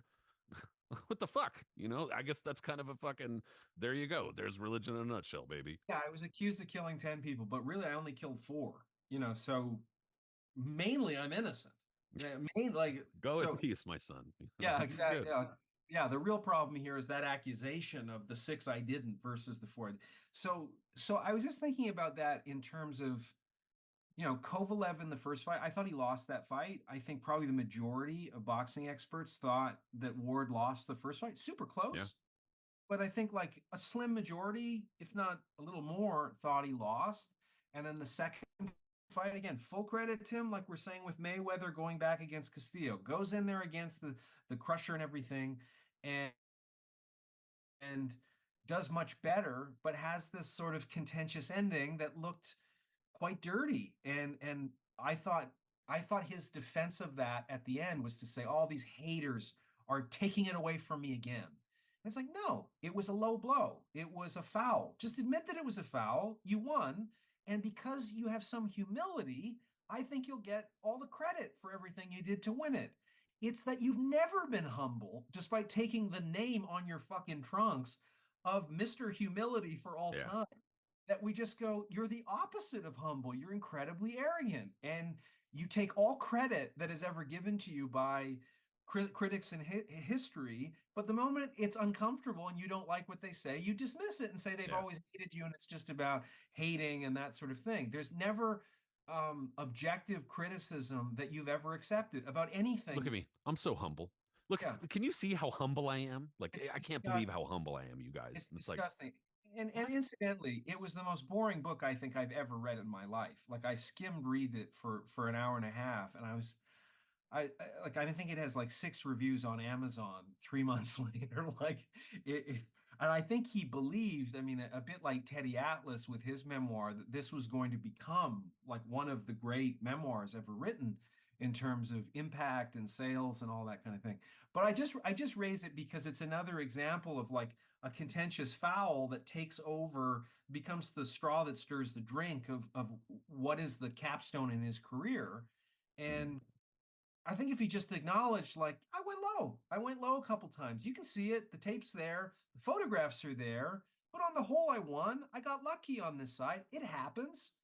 It wasn't maybe intentional, but to say like I'm ripping him and all of that, and then that argument's not going over so well because it's just we have a photograph of it. Yeah, we You saw video, are, dude. We yeah, you're watched it. punching up towards the testicles is a foul. and and that's not, and I think that he at least has some smidgen of a point. Kovalev was kind of like scrunched up, he's against the ropes, Yeah, shots, you're in mid combination, shit gets wild, it happens, it's it okay. happens. And that's what he the angle he should have taken, not the like, oh, if you're criticizing me, then you just must be one of these critics that's been on my ass the entire time. And no, dude, sometimes, and it's like, to bring it back to where you're talking about movies, and sometimes, like, especially nowadays, if a movie gets savaged by critics, sometimes a director will come back and say, like, see, they don't understand. The critics hate me, the blah, blah, blah. And it's like, sometimes the movie's not good. And Yeah, that's okay. Like, and you might say, yeah, it wasn't my finest hour. It's not my best work. I thought it was going to resonate and it didn't. Same thing. Just having, taking a step back and being able to say, maybe I fucked up a little bit, can earn you a lot of goodwill. yeah. And I mean, I think it's a reasonable point to raise in terms of this mouth guard thing. What kind of advantage did it give him? Potentially a profound advantage. Did it decide the fight? Possibly. Do steroids decide the fight for guys who've been caught with PEDs? Should Tommy Morrison, like, I mean, should we heavily And this indict is where it his starts career? getting real cloudy again, Yeah. Right? And it's like, well, if it does there, then I guess we have to go Evander Holyfield, all the suspicion there, and Pacquiao, and then Mayweather too, a lot of suspicion there. Well, if it's like, sprint 100-meter dash in 1988, and how many of those guys got pinched later on for juicing? If you did it once, probably there was a pattern of behavior because why else would you But then do all it? of a sudden people are running it like 5 seconds quicker now, but still not getting caught. And you're like, Hmm. Well, What's going on here? and this is why, like You know, FloJo, women have 10% of the testosterone of men. So it's way harder for them to cheat without it being glaringly obvious with testing. Has anybody come remotely close to FloJo? While all the other records are getting smashed over and over and over again, the female record for the 100-meter dash, nobody's getting close. Why? Because of the chemical barrier. That's it. Like it's like Occam's razor. It's really clear. It's not that she was so much better. yeah, there's a ceiling. A There's a human ceiling. being has a ceiling. Yeah. And, Yeah. we can obviously move the ceiling, but there's still a ceiling, and Fucking Barry Bonds, 49 home runs or whatever it was that great season he had while McGuire and Sosa did their thing. You juice, you get 72, and that's him at like 40. So move that over into boxing in terms of what EPO could do. I mean, Lance Armstrong told me, I asked him, you never cheated. Where are you in the Tour de France? He said, I probably wouldn't qualify for the Tour de France if I wasn't using this stuff. Like it's that kind of difference. yeah. Just move that into the realm of boxing where you are hitting people and you have more stamina to hit them and you can hit harder and you can recover better and everything. So, I mean, is a mouth guard important in the context of this fight? Absolutely. But I mean, you're right. It's a massive can of worms in terms of like how the A side can take advantage of all kinds of things with in terms of the ring size and using that to their advantage if they want a smaller ring or a bigger ring. Like it's everywhere. Yeah, I don't mean to make it a complicated discussion, but at the same time, I think that I've tried to make it clear, just about any episode that you and I do or any discussion you and I have where it's like, there's a difficult thing to talk about. We're not going to run from it. Like we're not going to go, yeah, no, you don't want to talk about that. But, some of these things are tough. They, like I say, often they cause cognitive dissonance, and they're not things where it's an easy solution or you just have a sentence and boom, you're done. No, it's an ongoing discussion, and I don't have answers as far as the ethics of any of this or the spitting out of the mouthpiece. And on top of that, moving forward too, there's the extra element of in Jose Luis Castillo versus Diego Corrales 2, the rematch. So I mean, they beat the absolute shit out of each other. They needed a break, obviously, and they both took a break. And so they had scheduled the rematch for Las Vegas later on the year in October, which is even then, that's only a 5 month break for that punishment, dude. That's insane. That said, the only reason why this really even matters to me is because I was there for the rematch and it was a big thing. A lot of people, like, I don't mention a lot because there's no point in mentioning a lot, but a lot of people don't know. I've hung around in boxing since the early 2000s. And so I used to be like an administrator on maxboxing.com. I knew a lot of those guys, and that's where I know a lot of those guys from. And then they had forums like message boards or whatever that were pretty active at the time. And a number of people from the forums, from the message boards, showed up in Vegas. So there was a bunch of us just getting fucking ham dogged, getting lit in Vegas. There's like pictures of me like sprawled out on couches looking fucking half alive and shit because I was half alive. And the point is, it was a great time, but we got there, and first of all, we got there drunk to Vegas. So it didn't really start. It was just already on by the time we got there. But the second we got there, everybody was telling us, oh shit, dude, there's this fucking drama at the weigh in because the weigh in had just happened when we got there. And they're like, there's a bunch of drama at the weigh in. They're not sure if the fight's going to go through. And we're like, what? We just fucking drove there. What the fuck? And so we're tripping and going like, what do you mean the fight's not going to happen? And there's like rumors going around. It wasn't the same thing as now because Twitter wasn't a thing. You had to go to the websites to catch or message boards to catch any updates, and you'd have to have like a laptop with you or something like that because it was 2005. People didn't have all the cell phones with the fucking. This sounds like a long time ago. If you had that shit, you had like a sidekick, a fucking T-Mobile sidekick. That shit was like this big, fucking PSP and shit, and that was it. Like if you were lucky, and even then, you probably weren't looking up boxing results. That said, rumors were going around. Nobody really knew. And then we found out later on that what had happened was at the fucking weigh-in, Jose Luis Castillo's personal assistant, or I'm sorry, personal physician, personal doctor, they're having the weigh-in. They're supposed to fight at Thomas and Mack. They're about to do the weigh-in. And I guess Castillo's looking like hell. He's done everything he can to lose all the weight that he can or whatever. Corrales steps on the scale, gets to 135. According to the reports, Castillo goes to the scale, and his physician is like so close behind him that he's like at his back, goes to the scale, and his physician tries to angle his foot underneath the pad to Oh, alter the weight. And they caught him and were like, "What the fuck are you doing?" And like kicked him out. He can't be anywhere near the fight. He got barred. He can't even participate in shit in Nevada anymore. He got fucking why did stupid ass fucking thumbs up? Anyway, I don't know why it does that. Anyway, he can't fucking do anything in Nevada. And then next thing you know, it's a big scandal, and they've given Corrales the option to not fight because they're like, what do you want to do? Do you want to go through with it? He decides, no, I'm going to go through with it, and they're just going to tax the shit out of Castillo's purse, and that's what they did because Castillo wound up re-weighing in or whatever and coming in at 138 and a half. So obviously they knew that he wasn't going to make weight because they know they have scales in the room and everything. They're checking it. So they knew he wasn't going to make weight. His physician tried to pull some shit, which is pretty dirty and pretty fucking stupid. But Corrales, to his credit, decided to go through with the fight. And then, they fought the next day. Again, I was lit. Everybody was lit. Everybody was fucking, but the fight was well attended, much better attended than the first fight because the first fight was such a ridiculous action packed war. And the second fight actually I thought was pretty good too. It's just that you can tell the extra weight is helping Castillo for sure. One thing that we didn't mention, you talked earlier about Castillo's punching power. These in between fights that he's taking, almost none of them are at lightweight, and he's still knocking dudes out. A lot of them are at welterweight, and he's still scoring these knockouts. He's a puncher, so he might not be thought of as a puncher, but he's a puncher. And that's really kind of what wound up happening is over 4 rounds, he just kind of beat. Corrales put up a fight, but over 4 rounds, he just kind of beat him up and then landed one of the loudest knockouts I've ever heard in person. Like, it was in the Thomas and Mack, and it was just like, pow, fucking gunshot. And everyone was like, whoa. And he went down fairly dramatically, too. Corrales, that is. And man,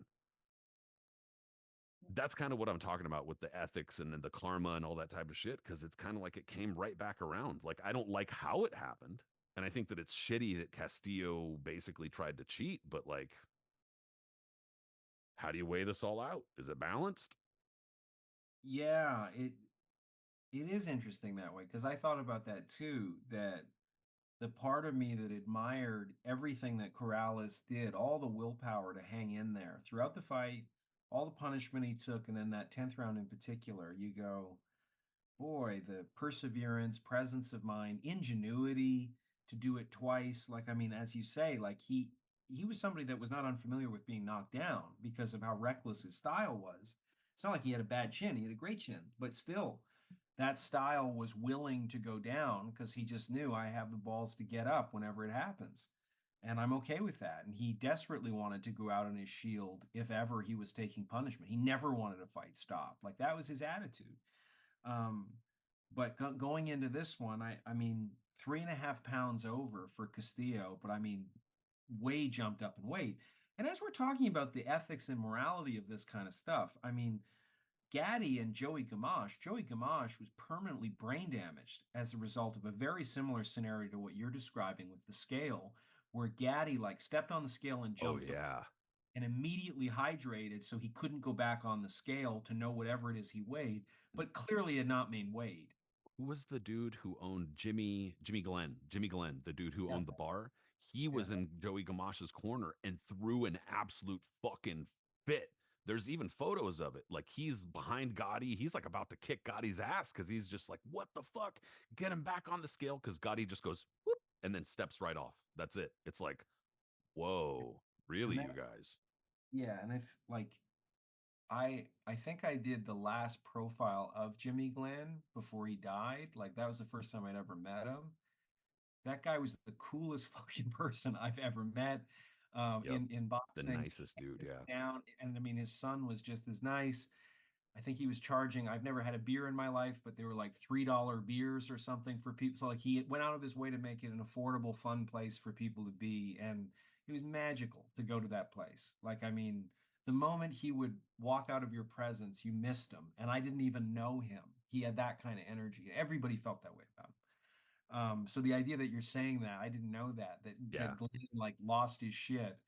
That Yeah, he's pissed, like yelling at Gotti and his team and the commissioners, because there's like a photo sequence of it too. Actually, that like if you look at them in sequence, it's perfect. Because Gotti just steps up is and goes like this on the scale, and it's like it has to be like half a second because you could see Jimmy Glenn like sailing in from the background and screaming and pointing at the scale like in the brief video they do have of it, he just goes boop boop and steps up like you can't no, that scales don't work that way, you know? no, and I think he showed up. Was it 21 or 23 pounds above Yeah, dude. And it what the looks weight? even visually, it Oh looks like not no, and that the way well. that And then Oscar De La Hoya did it to Gotti. yeah, So that's right. That's right. But in particular with the Gotti Gamache one, like Gamache was permanently brain damaged as a result of he the says he still and has headaches to this day. oh, I mean it's a grotesque knockout. I mean it's three knockouts in one before he goes down and And like a unfortunately, fucking Joey got gavel. knocked out like that a couple of other times too. So that Yeah. was not helpful. Not to take anything away from it, but No, no, no. But just so as much as we love Gaddy and then he seems to represent everything that we love in a boxer, like that was disgusting. That was disgustingly immoral. Potentially, he should have never been allowed to fight again for what could have happened, what did happen, and indeed what could have happened to Joey Gamache. And for what? Like what?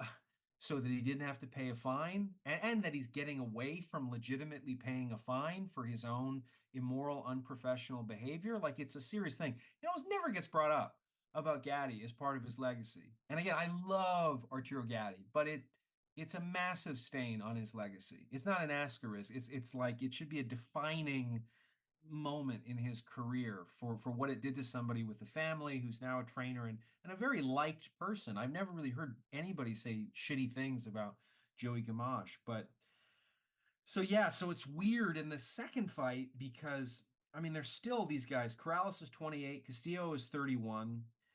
There's a hefty fine. I know that was imposed, but I don't know how much. I don't know what both these guys made for their purses. I couldn't track that down.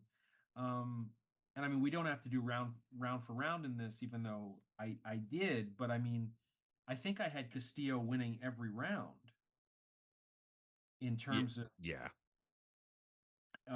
because there was just no way Corrales just couldn't deal with the power. Fought very admirably, but couldn't push Oh, him he did. back. He couldn't push him back, and it's clear there was even more power than there was the first time. And just out of the gates, you had Castillo just rushing in, and Corrales had almost no defense. I think he probably landed 75% of the left hooks he threw, flush. I mean, it was not like it was one or two that broke through and what ultimately did the damage. I mean, he just hitting him all day, and uh, Corrales really had no answer. I mean, he tried to do what he did before, but most of the fight was sort of like, in antiquity, naval battles where it's like the one ship pulls up to the other ship and whatever goes down. Like there wasn't much technique to it at all. It was just my balls are bigger than your balls, and who will be the last man standing? So it's pretty incredible. And the flush shots that are there and then just yeah, that ending in terms of, as you say, this karmic feeling um is a weird one because part of me just thinks like I like that they both got fucked as because in the way that Castillo got fucked by that first fight, the part of Yeah, me that like it kind of empathizes with feels him square, you know? kind of feels square. So I don't know if it is, but there is a feeling that the two fights are kind of necessary to have because if by the end of the first one you're completely firmly in the corner of Castillo saying the injustice of this demands something serious because of this unfair advantage that was gained with like whatever it is 30 total seconds in the 10th round to recover that he didn't deserve to have, then you look at this other one and you go, wow, 3.5 pounds of added weight plus whatever they weighed in at the time because he's He paid the way fine to kick his ass, basically. paid the fine to kick his ass. But Corrales going into the third fight Yeah, night before Castillo the fucked the win. karma up, dude. It was square. Yeah, he pushed it even more, and by that time, Corrales just said, "I have a wife and kids. I'm Yeah, not gonna. You did this once before. If you don't have enough respect for me or the sport to show up with weight, I'm not doing that again. I'm not just going to hand you that kind of advantage." So yeah. that's where it ends. But I mean, so I guess like to end this, where had Castillo shown up making weight and it's a fair fight, how do you see the third fight going? Man, I mean, assuming the outcome were the same, I mean, that's a good question because I mean, like if you, especially when you look going forward at Jose Luis Castillo's career, he never makes 135 pounds after that.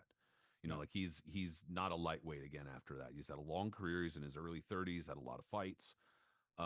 So I mean, I think that that was part of it was just that he couldn't make 135 anymore. But had he, and had that outcome been what it was, we also saw that Diego Corrales didn't win a fight after that. So I think that he had also been potentially irreparably damaged by that fight. And then there's also the extra element of that conversation surrounding his death and how much, we didn't really know enough or what to look for CTE at that point, and how much of his thrill seeking and risk taking on his motorcycle caused that. I'm simply asking. I'm not trying to insult anybody, but I think that that's a legitimate question, and I think that's a fair question and an ethical question to ask. Um, so that's a really good question as far as what you're asking, though. I don't know. I think that Castillo kind of had the momentum after that knockout. But the problem was that, they scheduled the fight for the following June in 2006. Castillo missed weight by 5 pounds this time. And like you said, Corrales opted that, nah, we ain't doing that again. Like, and to my knowledge, if I'm not mistaken, Castillo's team tried to say, hey, we'll pay the fine again, we'll make the fight. And Corrales was like, no, not this time. Because he had the option in his contract. I remember this. He had the option in his contract to nix it, and he nixed it. So good for him. And it seems like, as far as the saga, as far as their saga, it's done. But what really complicates this, at least from Corrales' point of view, is that he goes on, he misses weight for the third Casamayor fight and loses his title at this, or can't fight for the title because he misses weight by 4 pounds against Casamayor in the third fight, and then goes up to 149 against Josh Clottey, probably thinking he could get a win. And Josh Clottey's a nightmare of a fucking fighter, and he just gets beaten up. Like that was a sad ending, kind of like Gotti against Gomez. But it was just a guy at the end of his career has gotten beaten up a little too much. And that was it. And several months later, unfortunately, Diego Corrales was dead. Jose Luis Castillo kept fighting for a few more years, but was, needless to say, not even close to being the same kind of fighter. And I mean, that's, you know, Corrales had the far more compelling end. And I don't say that as a joke, but like Castillo just faded out. No, and as we say, like if we look at this alternate history that could have happened very, very easily, Castillo is the guy who most likely, beat Mayweather. Does Mayweather become almost a billionaire had he had that one loss on his career? And I'm where's Castillo if he has wins over Diego Corrales and Floyd Mayweather? Does he become some version of Canelo? No, or sure Yeah, Chavez. probably not. Uh, But oh, but does he become more than what he became? absolutely, well, yeah, Probably. no question. And in terms of just derailing the biggest economic juggernaut that boxing ever had, I don't think Mayweather gets ever anywhere close without the zero, because the zero is the That one was thing part of the, he has yeah. Hmm. over everybody that he's comparing himself to. Did Hmm. Ali lose? Yeah. Did all these other guys? Even now, he got Even, losses. He has losses. And it's like, ugh. but But if it's but he helped create that narrative. he did, and I mean with Castillo, was Castillo a Hall of Fame fighter? No. Was he close? Has he been on the ballot for the Hall of Fame? I don't think so. I And he don't know beat. if he's been on the ballot, but I do think he's close. He's close. He's close. But I mean, has he been on even on the ballot? And it's I like, think he has been, but I'm not positive. but like, yeah. And he beat Floyd Mayweather when Mayweather was a shit kicker. So it's just interesting to think if judges had gone Harold Letterman's way and the way I think most experts would look at it, the trajectory of Mayweather's career and the complexion of his claim to how good he is historically radically changes because of the way that he has defined it.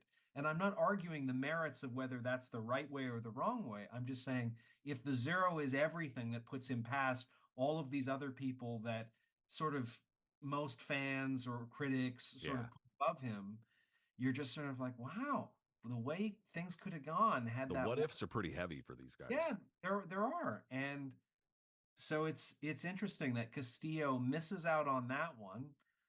It's always the asterisk in Floyd's career, but what should it have meant to Castillo's career?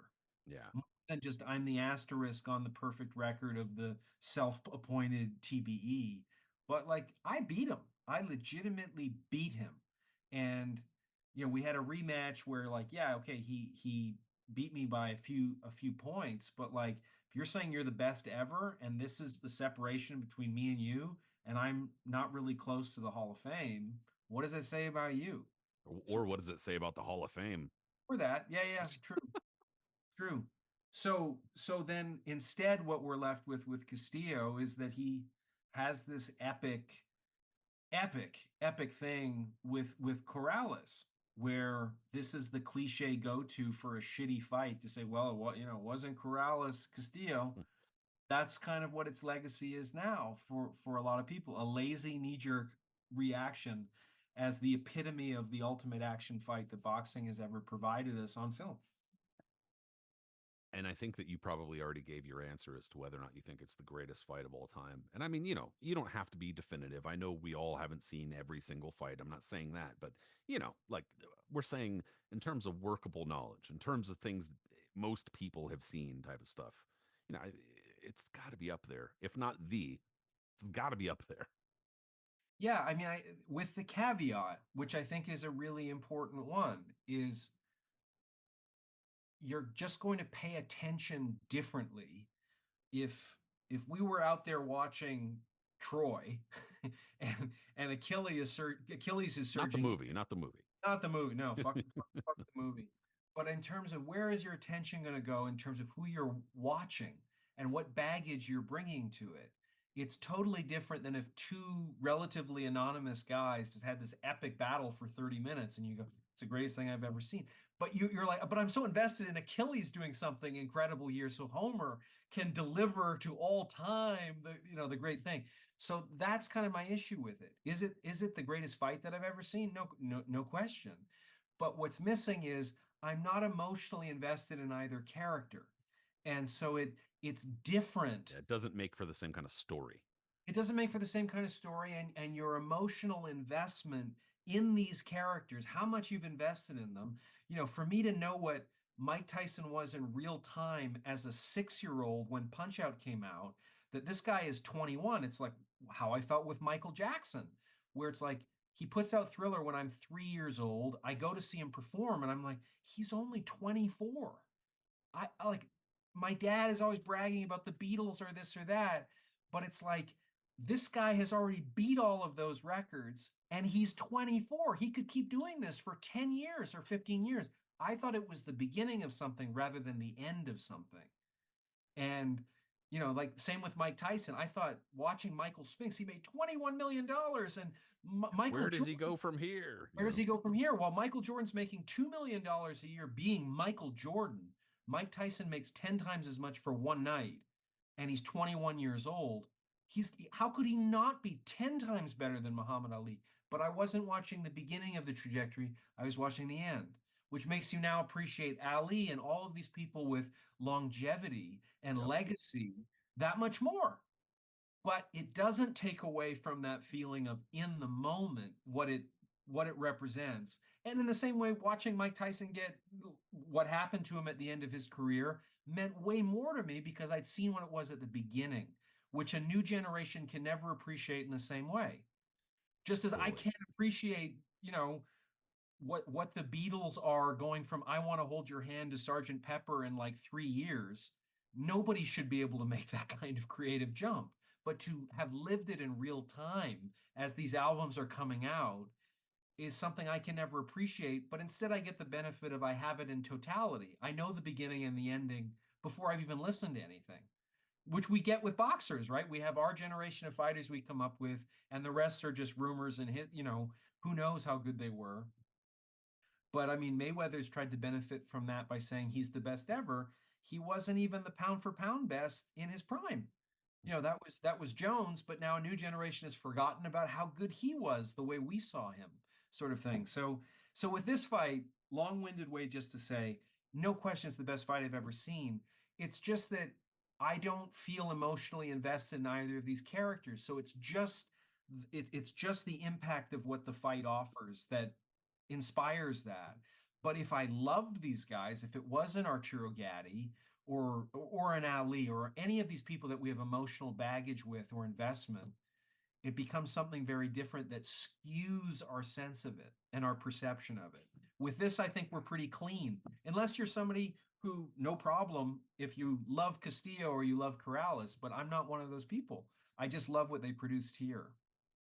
I was rooting for Castillo in the moment. I mean, I'm not gonna like lie, like I often like a lot of Mexican fighters, not necessarily the style per se, but I mean, perhaps it's where I grew up. I don't really know. Point is, that's my preference a lot of the time. And I was rooting for Castillo. But even then, as it happened, I remembered like I was like stunned. Like it had to set in for a while for me to like be like, wait, he got kind of fucked a little bit, like it took a while because I was like, that was so intense. Like I've, similar to kind of Ward Gotti one, but different because I was just like, holy shit, I can't believe I just saw that. And it was almost like I had to kind of hear it from other people first and be like, yeah, they're kind of right. He did kind of get screwed a little bit. But even so, just the quality of the fight, dude, it's got to be the top handful of fights I've ever seen. Greatest. I don't know if it's kind of like saying like who's your favorite band or what's the greatest album you ever heard. I don't know. Like there is I'd rather name like a top 5 or something than one, but it's up there. It's among them. Chacon Limon 4. Somchak Sith Chachual versus Mayar Monchipur. Like a ridiculous fight. Same type of fight in terms of just sustained, violent, brutal action. But you know, then again, like you don't even know how to say those fucking names. Like nobody knows their fucking names. They might know kind of maybe which fight I'm talking about, but everybody knows Corrales-Castillo won, and it's ubiquitous for that reason. But kind of like how you were saying, you ask people what's the greatest fight, they're going to say Hagler Hearns. Not, and it was not even 3 rounds, not even 3 full rounds, and that's nothing against it. I love the fight, but it's because they know the guys. There's the emotional investment. They were big stars, the build up, the time for boxing, etc. So it's different, and so, but like you said, standing on its own, really tough to beat Corrales-Castillo. Well, I just think like Arturo Gatti is boxing's James Dean. He's something like this guy that just you can't. The people who are invested in him are so biased and skewed because of whatever the fuck it was about this guy that created these feelings that he elicited. Like, I mean, nobody. I mean, as they talk about in that documentary, nobody asked who is he fighting next. It's when is he fighting next because it doesn't make any difference. And think of how many people where that's true of in the sport. It's not true of Muhammad Ali. You'd still say, who is he fighting next? Is he going to fight Frazier again, or is he going to fight Foreman or Norton? Because if he's fighting a nobody, like that's not really exciting. Arturo Gatti still was exciting. It didn't make any difference, and so that's why he's in his own way. Like he's not a spice. He's a soup. Hmm. Arturo Gatti, whoever he's fighting, it's Arturo Gatti soup, and that's what we love. That's what we go to get. Yeah. That is not true of I mean, it was sort of true of Mike Tyson, but even Tyson, I think, is skewed our perception of it now because we think like he could beat Michael Spinks in 90 seconds, and those fans must have been thrilled. They Well, weren't. They were and pissed off. people still skew that too. They're like, he was flattening everybody, and it's like, not really. He was flattening bums, but he wasn't just flattening everybody. Like he was No, getting no, no. TKOs over some good fighters. But let's slow it down a bit. Yeah, yeah, yeah. No, People no. misremember. And they did the same thing with Joe Louis. He's just a bum a month club, or Rocky Marciano was like a 10-1 underdog when he fought Joe Louis. Like, really? Do you see what Joe Louis looked like when he got into the ring against Rocky Marciano? So perception, even with so-called experts, we don't look great a lot of the time. Yeah, When you that's go true. back to the actual time, Teddy Atlas predicted Mike Tyson would lose to Evander Holyfield. Yeah, he predicted Michael Spinks would beat him too. And you don't hear that as often. Yeah. Could be him, could be him, could be him. Come Yeah. on. So, who knows? But so with these two guys, I don't think you have A-list recognition, A-list charisma like you do with a Gaddy or an Ali or any number of other people in the discussion of the greatest fights. I mean, as you're saying, you know, Hagler Hearns is a mesmerizing fight. It's spectacular. But the feeling I get watching Duran Leonard, because I hate Leonard so much and I love Duran so much, I would way rather watch that than this fight, even though I fully feel that this fight is objectively way better. But it's just that the two characters involved are everything to me. It's 90% of what it is Yeah, for me. for sure. So, and I don't know if I'm that different than most people in that way, but in just quality, it's sort of like going to a meal. How much of the meal is the food you're eating versus the ambiance and the presentation and the service? Well, it's all part of it. But if the meal itself sucks, like who cares if the service was great or the restaurant looked amazing or the music playing or the decor or whatever, right? So, Bobby Ches is the other one too. It doesn't matter who he's fighting. It doesn't matter what fight he's calling. Doesn't matter It's what he's drinking, doesn't matter what he's driving. Doesn't matter. sure it doesn't matter what he's trying. Do we think that we need to make for listeners a little bit of that? Blame Bobby action. Yeah, that's a shirt with Bobby Ches that says hashtag blame Bobby. I'm producing it for myself and probably for Patrick's birthday. I don't remember when your birthday is. When is it? You just missed it. But that's all right. You got time to print some out. So that'll give you Okay. time. I mean, granted, either Menza or Bobby could sue us, or potentially any drunk driving Well, it's organization. Mensa, so they'll figure out. They'll figure it out. They'll find the loophole. Oh, Greatest minds man. on earth. Yeah, And, absolutely. in terms of homework, this was easy homework to do. But I still do appreciate it because it takes time. You got to kind of set aside some time. So I appreciate it, man. It was a good time.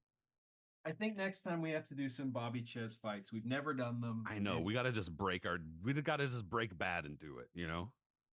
as long as we can, well, the two that I need to do are Ches Holyfield and Ches Corey Sanders, and then you can pick the other one. But I just need to make sure that I get those two in there, and I'm Yeah, happy. we'll try to maybe balance it out with Let him something win good. one. Let him Yeah. win one of those Yeah. titles, the light heavyweight title or whatever. Yeah, I'll do like Prince Charles Williams or some shit.